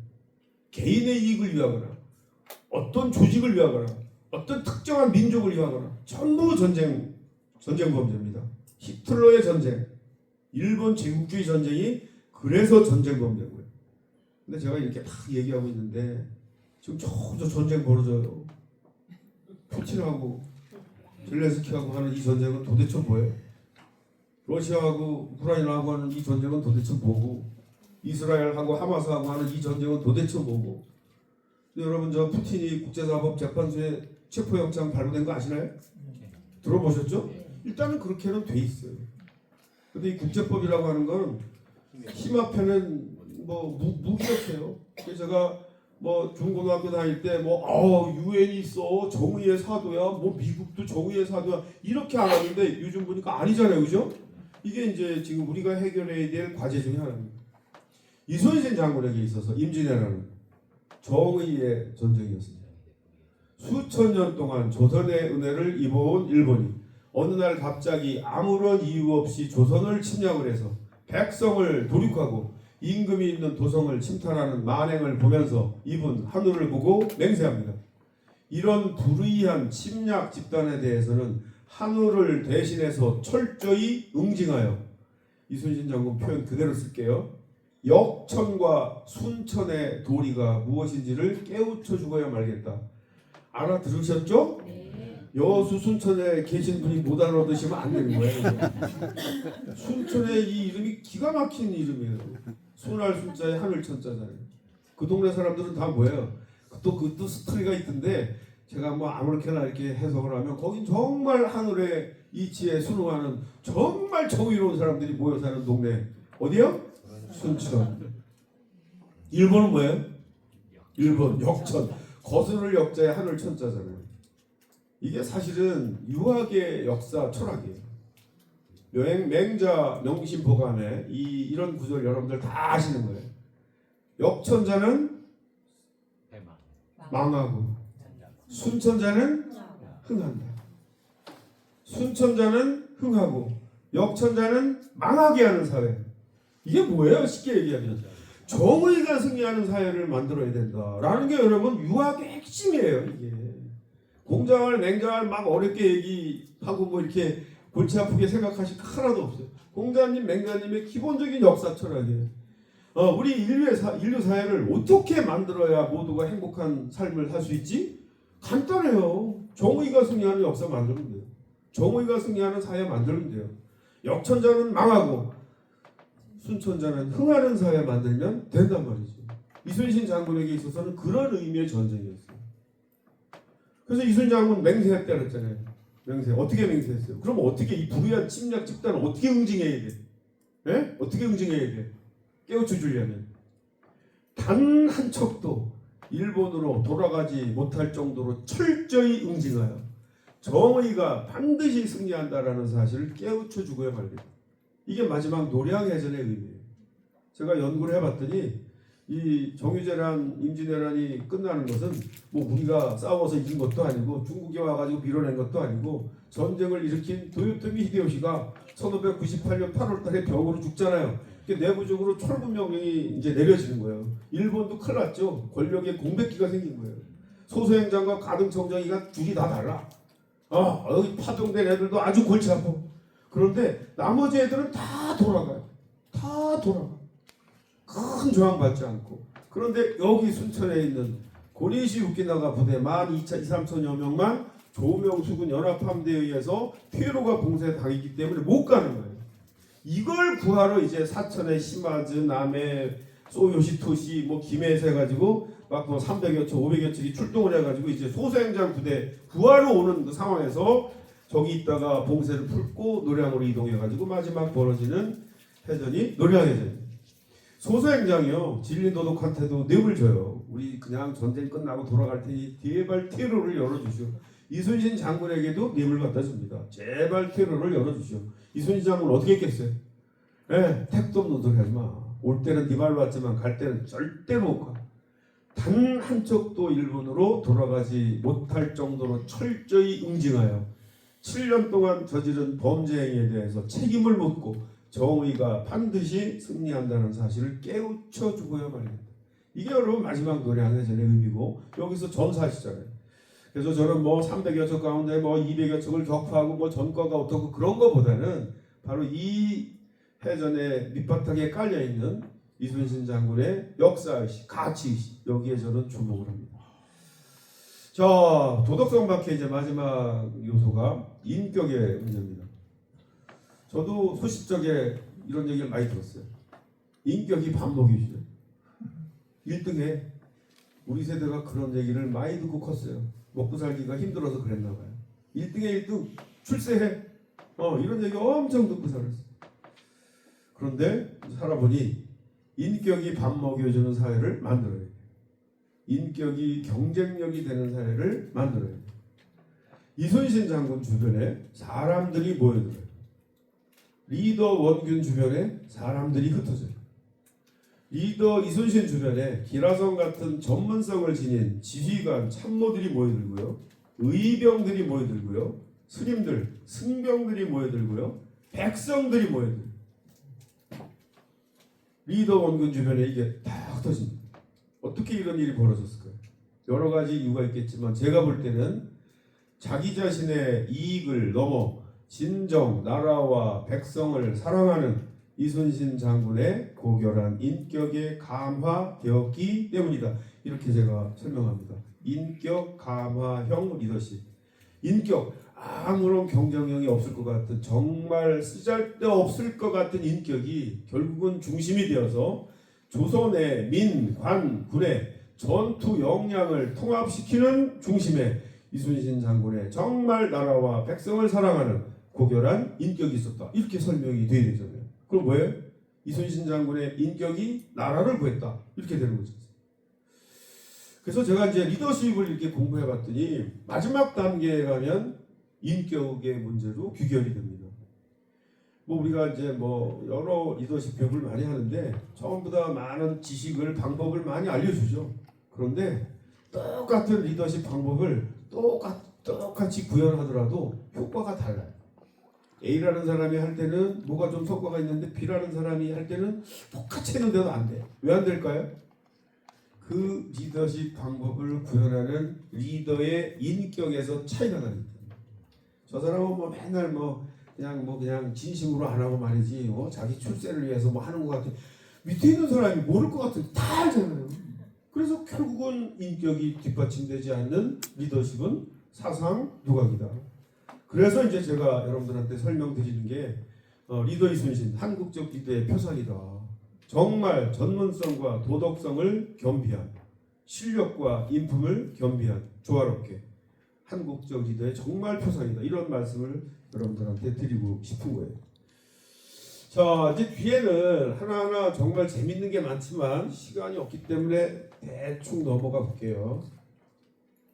이게 이제 제가 처음 연구했던 거예요. 이순신 병법이 뭘까요? 리더 이순신은 어떻게 싸우기 직전까지 우세한 상황을 만들었을까? 전체적인 함선 세력은 일본이 우리보다 10배 이상 많은데 어떻게 이순신은 구체적인 해전 국면에 가보면 척수면에서도 우세한 상황을 만들어 놓고 싸웠을까? 이순신 병법 1번 통합된 세력으로 분산된 열세의 적을 공격하라. 2번 적의 주의선이나 주력함에 화력을 집중하라. 유리한 장소와 시간을 주도적으로 선택하라. 지형의 이점을 10분 활용하라. 정확한 정보가 아니면 함부로 움직이지 마라. 이거 군인들 아니고 못할 것 같지 않나요? 이거 역사학한 사람이 할 수 있는 게 아니에요. 그래서 못하는 거예요. 제가 정말 운이 좋은 사람인 것 같아요. 제가 한 7가지로 이렇게 해놨는데 요즘 좀 더 늘었어요. 제가 이제 내년쯤 책을 또 낼 거예요.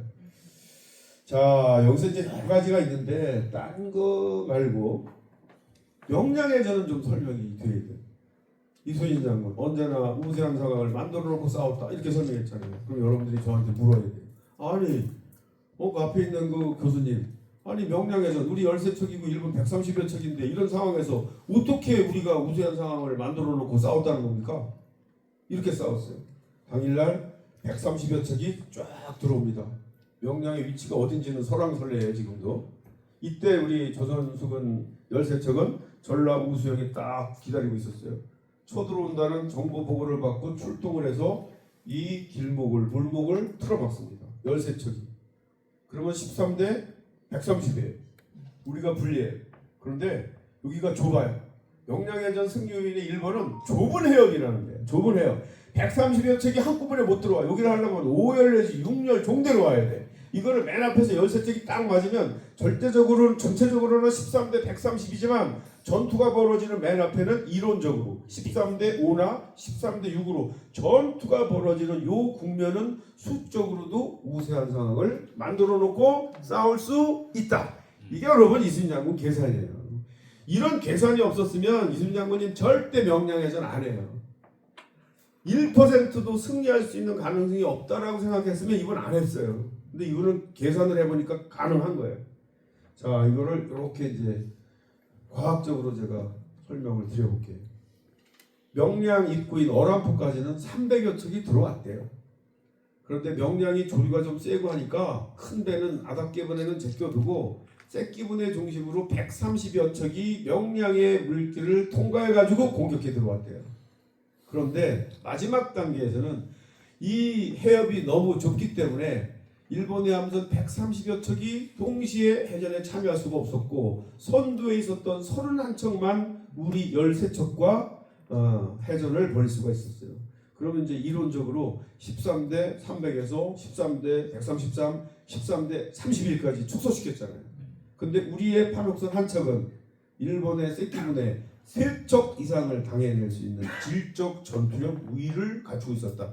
그래서 이긴 거예요. 간단하잖아요. 이게 지금 명량해전 이론적으로.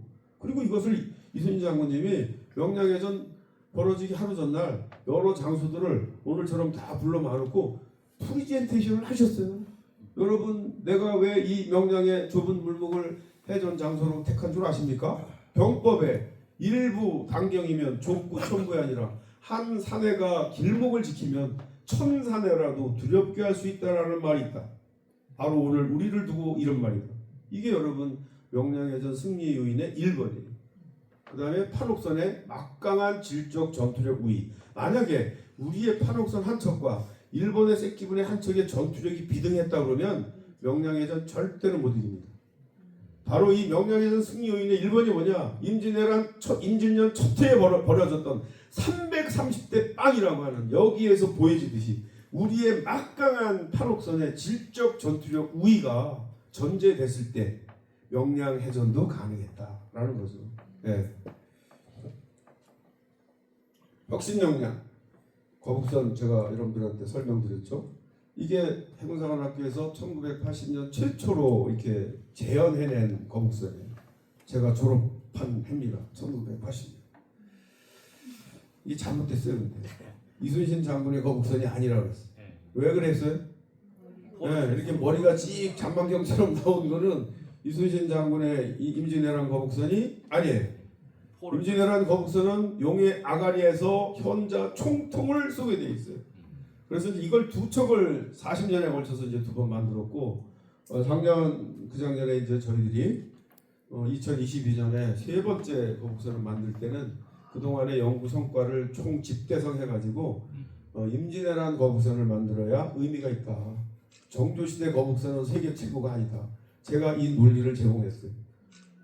임진왜란 당시 거북선은 세계 최고의 전투함인데 정조시대 가면 세계 최고가 아니에요. 택도 없어요. 많은 분들이 궁금해하더라고요. 아니 저렇게 많은 거북선 판옥선이 있었는데 조선 말 때 다 이게 다 어디 간 거야? 있으면 뭐예요? 쓰잘데가 없는데 이미 이 단계가 넘어서면 대항해 시대로 접어들면서 서양은요 1592년에서 30년 1600년대 초기만 가면 배가 막 70m 80m로 커지고요 포열도 4층 5층까지 올라가고요 그 다음에 이제 또 좀 지나면 서양의 포는 빵 쏘면 포탄이 뻥 터지는데요 우리나라 포는요 임진왜란 때 포나 구한말 포나 똑같아. 저 강화도에 배치되어 있는 그 많은 신미양요 때 병인양요 때 쓰던 그 포나 임진왜란 때 사용한 포나 별 차이가 없어. 터지는 포가 아니야. 이건 뭐죠? 과학에서 진 거예요. 과학에서 진 거예요. 과학에서. 우리의 잘못이 아니에요. 이게 동양과 서양의 이제 인류 문명의 흐름을 쫙 보면 우리 동양권이 이제 서양의 르네상스 지키면서 산업혁명 쫙 가면서 우리는 끝까지 노를 젓고 앉았는데 저쪽은 어떻게 됐어요? 지운기기관이 나와가지고 기계가 돌아가고 이렇게 되고 철선으로 바뀌고 이런 식의 변화가 있었던 거죠. 그래서 그런 측에서 봐야지 왜 이렇게 막강했던 수군이 다 어디 간 거야? 이런 식으로 질문하시면 안 된다.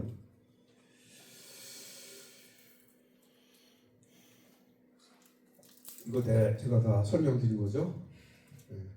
거북선의 용도는 근접 충돌용 돌격선이 아니고 거북선의 용도는 근접 포격용 돌격선이다. 이거는 꼭 기억하셨으면 좋겠어요. 하객진은 뭘까요? 이것도 과학이에요. 이것도 과학. 포를 쏴서 맞추면 끝내주는데 안 맞아. 어떻게 하면 포의 명중률 높일 수 있을까? 1번은 나왔죠. 가까이 접근해서 쏘면 된다. 2번은 뭐예요?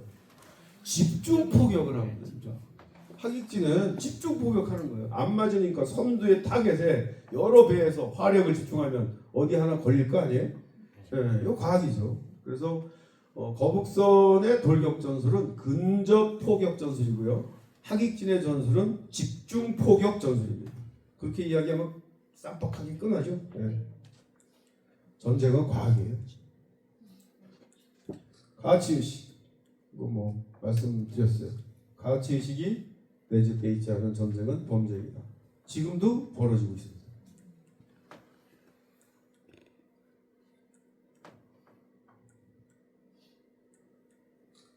인격 나를 넘어 우리를 앞세우는 고결한 인격을 갖춰라. 인격을 정의하기가 굉장히 어려워요. 사실은 제가 철학 전공이지만 우리 전문 분야거든요. 이렇게 정의해봤어요. 인격이 뭘까요? 나를 넘어 우리를 중심으로 행동하려는 인간 고유의 품격이다. 여기에서 뭐가 나오죠? 헌신, 희생, 봉사. 이게 뭐라 그래? 또 다른 말로 사랑이라 그래. 사랑. 다 똑같은 얘기야. 봉사, 헌신, 희생, 사랑 똑같은 얘기. 헌신하지 않는, 희생하지 않는 사랑은 없어요. 그렇죠? 동전의 앞뒤와 같은 거예요. 예. 그래서 이제 리더는 자기 자신을 위해서 존재하는 사람이 아니에요. 리더는 조직을 위해서, 공동체를 위해서 존재하는 사람이기 때문에 속으로는 자기 중심으로 살고 싶지만 마음의 한켠은 항상 공동체를, 조직을, 국민을, 인류를. 성인이 뭐예요? 성인이 인류 전체를 걱정하는 분이 성인이에요. 여러분들 좀 여기 계시지만 저 아프리카에서 그 뭐 물도 없어가지고 막 굶어 뭐 이렇게 치료도 못 받는 그런 어린이가 지금 치근했다. 그럼 여러분 성인이에요 지금. 그 마음이 사랑의 마음이고 그 마음이 공자님, 맹자님이 이렇게 길러내고 싶은 그런 마음이에요. 별게 아니에요 사실은. 이론적으로 너무 쉬워요. 쉬운데 현실적으로는 잘 실천이 안 돼요. 다른 사람 사랑하기 정말 어려워요. 왜? 지 거를 희생해야 되기 때문에. 항상 우리가 갈등 상황에 있잖아요. 이순신 장군 주변에 사람들이 몰려들었어요. 왜? 자신의 이익보다는 언제나 나라와 백성을 앞세웠던 그의 고결한 인격에 감화되었기 때문이다. 이걸 제가 그림으로 이렇게 표현해봤어요. 거북선을, 판옥선을 어떻게 이순신 장군이 만들어요? 배 만드는 기술자가 만들지. 포를 어떻게 이순신 장군이 만들어요? 화약을 어떻게 만들어요? 분량을 어떻게 확보해요? 다 그 당시에도 전문가들이 있는 거예요. 이순신 장군이 리더 위치에 있을 때 그 여러 전문성을 가진 전문가들이 와가지고 자기 역량을 마음껏 발휘했어요. 심지어는 의병이 모여들고 그 배는 의병으로만 구성된 배가 있어요. 그 배는 의병장이 함장이에요. 스님으로만 구성된 배가 있어요. 그 배 함장은 스님, 의승장이에요. 이렇게 백성들이 모여들어요. 여러분 전쟁이 하루 이틀로 끝나는 게 아니라 장장 7년이 지속이 됐잖아요. 그러면 먹고 살아야 돼요. 백성이 없으면 전쟁을 할 수가 없어요. 이순신 장군이 한산도에 있을 때, 고금도에 있을 때 수많은 백성들이 모여들어요. 이순신 장군 옆에 가면 먹고 살 수 있습니까? 안전이 보장되니까. 동시에 뭐예요? 그 사람들이 뭐합니까? 둔전해서 농사 짓잖아요. 분량이 없으면 일주일도 못 버텨요. 그러니까 이 백성이 없는 군은 상상하기도 어려운 거죠. 그러니까 이순신 장군 주변에 이런 장수들뿐만 아니라 장병들뿐만 아니라 백성들이 모여들었다라는 게 어마어마하게 중요한 내용입니다. 자, 이제 5분 정도로 제가 마무리를 짓도록 하겠습니다. 이거 좀 이상하죠? 이순신 생태계. 제가 뭐 얘기하려고 할까요? 제가 사관생도 시절에 이제 이순신 장군을 이렇게 배우면서 궁금했어요. 의문점이 막 생겨났어요. 제가 배웠던 이순신 장군의 성품은 원리원칙주의자고 불의와 타협하지 않고 서투르면 직속상관하고 막 맞대미 치고 임금 선조하고도 막 이렇게 갈등관계를 유발하고. 그런데 어떻게 그런 이순신이 비록 3번의 파직, 2번의 백의종군이라고 하는 시련의 관료 생활을 한 것은 맞지만 궁극적으로는 발탁되어서 전라, 좌도, 수군, 절도사, 해군, 소장, 3도, 수군, 통제사, 해군, 중장 또는 대장의 위치에 올라갈 수 있었을까? 제가 엄청 궁금했어요. 제가 대위 때 우리 주변 우리 동료 선배들한테 물어봤어요. 지금 우리 해군에서 이순신 장군 같은 인재가 우리 옆에 해군 장교로 근무하면 진급이 어디까지 됐을까? 이렇게 물었더니 그때 제일 많이 나온 답이 중령이에요. 이게 1980년대 상황. 인사 비리가 있고요, 뭐 막 하고요, 뭐가 나무하고요. 해군사관학교 졸업할 때 공부할 때 맨날 정의롭게 살겠다고 맨날 외쳤는데 그렇게 판이 돌아가요. 요즘 물으니까 대령에서 완스타 정도는 되지 않을까? 이렇게 답이 나와요. 이거 뭐죠 이게 지금? 우리나라 어떻게 됐다는 거예요? 네, 이게 우여곡절은 겪지만 이게 발전하는구나 역사는. 제가 철학 선생이기 때문에 그런 걸 저는 본단 말이죠. 그래 우여곡절은 겪지만 닭의 모가지를 비틀어도 새벽은 온다. 이게 우리가 살아가는 목적이 아닐까라는 생각을 해봐요. 자, 그래서 제가 한번 이렇게 물어봅니다. 이순신 불우한 사람이에요? 출세한 사람이에요? 줄세. 제가 이제 얘기를 한참 해가지고 이게 다 밑으로 올 것 같아. 근데 우리 그 드라마 작가나 소설가나 이게 영화에서 우리 여기 이제 이미지화된 것은 뭐예요? 뭐 옛날 말이야 파직되고요, 뭐 백의종군 하고요, 그 뭐야 하옥돼 가지고 막 고문 받고요, 뭐 피를 철철 흘리고요, 이런 이미지가 지금 있어요. 근데 우리 냉정하게 봐야 돼. 이분 출세한 분이에요. 근데 그냥 출세한 게 중요한 게 아니라 이래서 중요한 거예요. 이순신 정의롭고 정직하고 청렴하게 살았는데 출세까지 했어. 이거 어떤 사회 이게 지금? 정의사회. 이게 순천자입니까? 순천자가 흥하는 사회 아닙니까 이게? 이게 정의사회잖아요.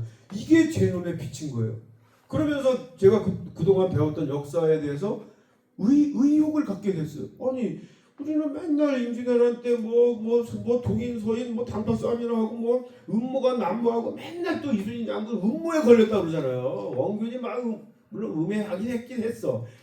응? 그런데 그 정도는 아니란 말이야. 그런데 우리가 배운 것은 너무 부정적인 역사 공부를 너무 많이 한 것 같아요. 자학적이고 부정적이고. 그렇다면 이순신이 어떻게 살아남았어? 정말 그렇다면. 그렇죠? 제가 그게 의문점을 가진 거죠. 정말 우리가 배웠던 그렇게 엉망이었다면 조선 조정이 어떻게 오늘날 태어나면 뭐 중령밖에 안 돼서 이순신이 그 당시에 어떻게 해군 참모총장까지 올라갔냐고, 무인 관료로서 올라갈 수 있는 최고의 직책까지 올라갔냐고. 말이 안 되잖아요. 이분 22년 관직 생활 중에 전라 좌수사 해군 소장 2년, 삼도수군 통제사 해군 중장대장 6년, 총 8년여를 해군 투스타 이상으로 살았단 말이죠. 출세했잖아요. 정직하게 살았는데, 원리원칙을 준수했는데, 이게 저는 너무 부러운 거예요. 자, 그래서 이제 제가 이걸 하나 여러분들한테 말씀을 드리는 거죠. 이순신 좌우명 다 아시는 거 아니에요? 네, 충민사기에 있는 거예요. 이항복 충민사기. 네, 여기에 이순신 장군의 좌우명이 들어있어요. 장부가 세상에 태어나서 나라에 쓰이게 되면 죽기로 일할 것이요, 쓰이지 못하면 들에서 농사짓는 것으로 만족할 것이다. 권세 있는 곳에 아첨하여 한때의 부귀 영화를 훔치는 것 같은 것은 내가 제일 부끄럽게 여기는 것이다. 한마디로 출세지향이 아니라 가치지향의 인생을 살겠다라는 거에 대한 선언이잖아요. 그런데 정말 부러운 게 뭐냐면 가치지향으로 살았는데 출세한 사회. 누구처럼? 이순신처럼. 그래서 이게 뭐예요? 이순신 생태계예요. 이순신이 이순신일 수 있었던 까닭은 혼자만 잘나서 되는 게 아니에요. 자, 그래서 이거는 이제 뭐 여러분들이 다 아시는 내용이니까 그냥 넘어갈게요. 원리원칙주의자, 불의와 타협하지 않은 사례들. 병조판서 김기영이 딸 준다고 했는데 또 이거 뭐 또 이것도 거절하고. 직속상관 전라사자 성박이 뭐 오동나무 사건, 이거 저 같았으면 오동나무 막 그냥 맹구를 베다가 찻대기로 갖다 바치겠는데 말이야. 이거 관창의 물건 이거 익혀가지고 또 대령이 말이야 투스트한테 이래가지고 어떻게 출세를 하겠냐고요. 제가 그래서 지금부터 30년 40년 전에 이렇게 해가지고 어떻게 출세를 하냐고. 중령밖에 안 되지. 이거는 제가 한번 짚고 넘어가요. 이순신 장군에게 좋은 화살통이 있었던 모양이에요. 당시 정승유전이 이게 탐이 났어. 화살을 같이 쏠 수 있는 기회가 딱 생기니까 정승유전이 이순신에게 넌지시 그 화살통 나한테 좀 줄 수 없나? 저 같았으면 또 얼른 갖다 바쳤을 텐데. 이 양반 또 뭐라 그래요? 화살통을 드리는 것은 어렵지 않으나 남들이 대감히 저에게 받은 것을 어떻다 할 것이며 소인이 바치는 것을 어떻다 하오리까?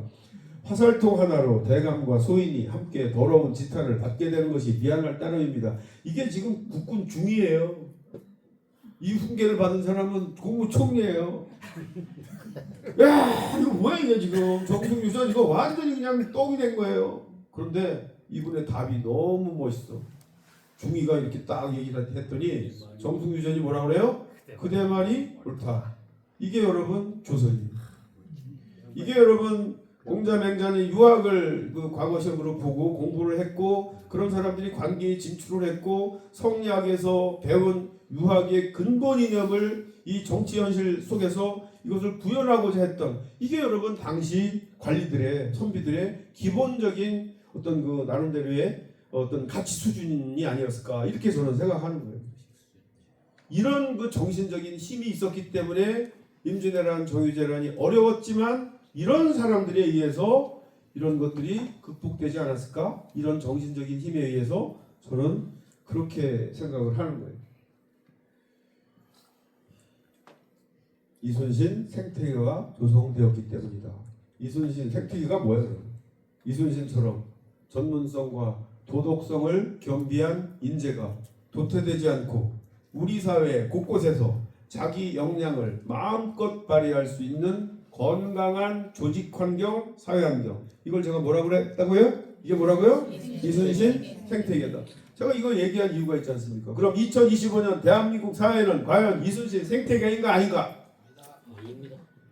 답이 또 다 다르겠죠? 이게 우리의 과제예요. 케이션 마크. 네, 2025년은 과연 이순신 생태계인가? 이순신 같은 사람이 있었다면 해군에 과연 해군 참모총장이 될 수 있는 사회인가?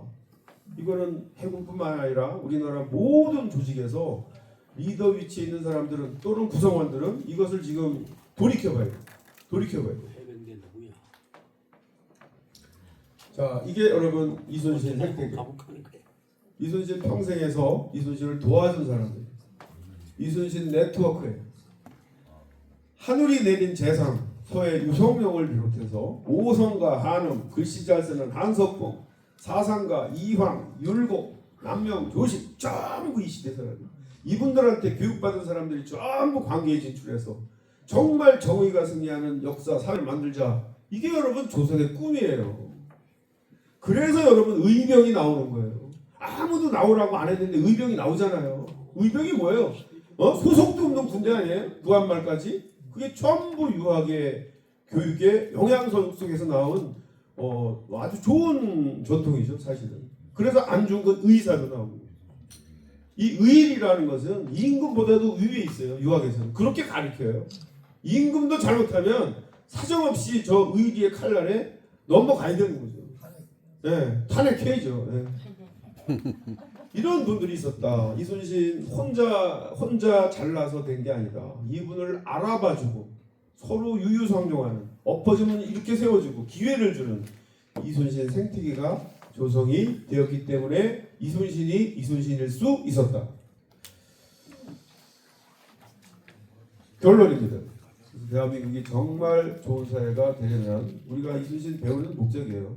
우리 구성원 한 분 한 분들은 이순신 장군처럼 자기의 위치에서 전문성과 도덕성을 겸비하기 위해서 끊임없이 노력해야 하는 한편, 내가 속한 이 조직은, 여러분 지금 속한 조직이 뭐 있는 분도 있고 없는 분도 있고 여러 가지가 있겠지만 느슨한 조직도 있고, 여러분들이 지금 속한 그 조직은 과연 이순신 생태계인가 아닌가 라는 걸 한번 돌이켜 보시고, 정말 이 시대를 살아가는 우리가 대한민국의 좋은 어떤 역사를 위해서 기여하는 길은 우리가 속한 그 조직을 이순신 생태계로 만드는 일에 나름대로 여러분들이 역량을 쏟아붓는 일이다. 이렇게 요약하고 오늘 강의 마치도록 하겠습니다. 감사합니다.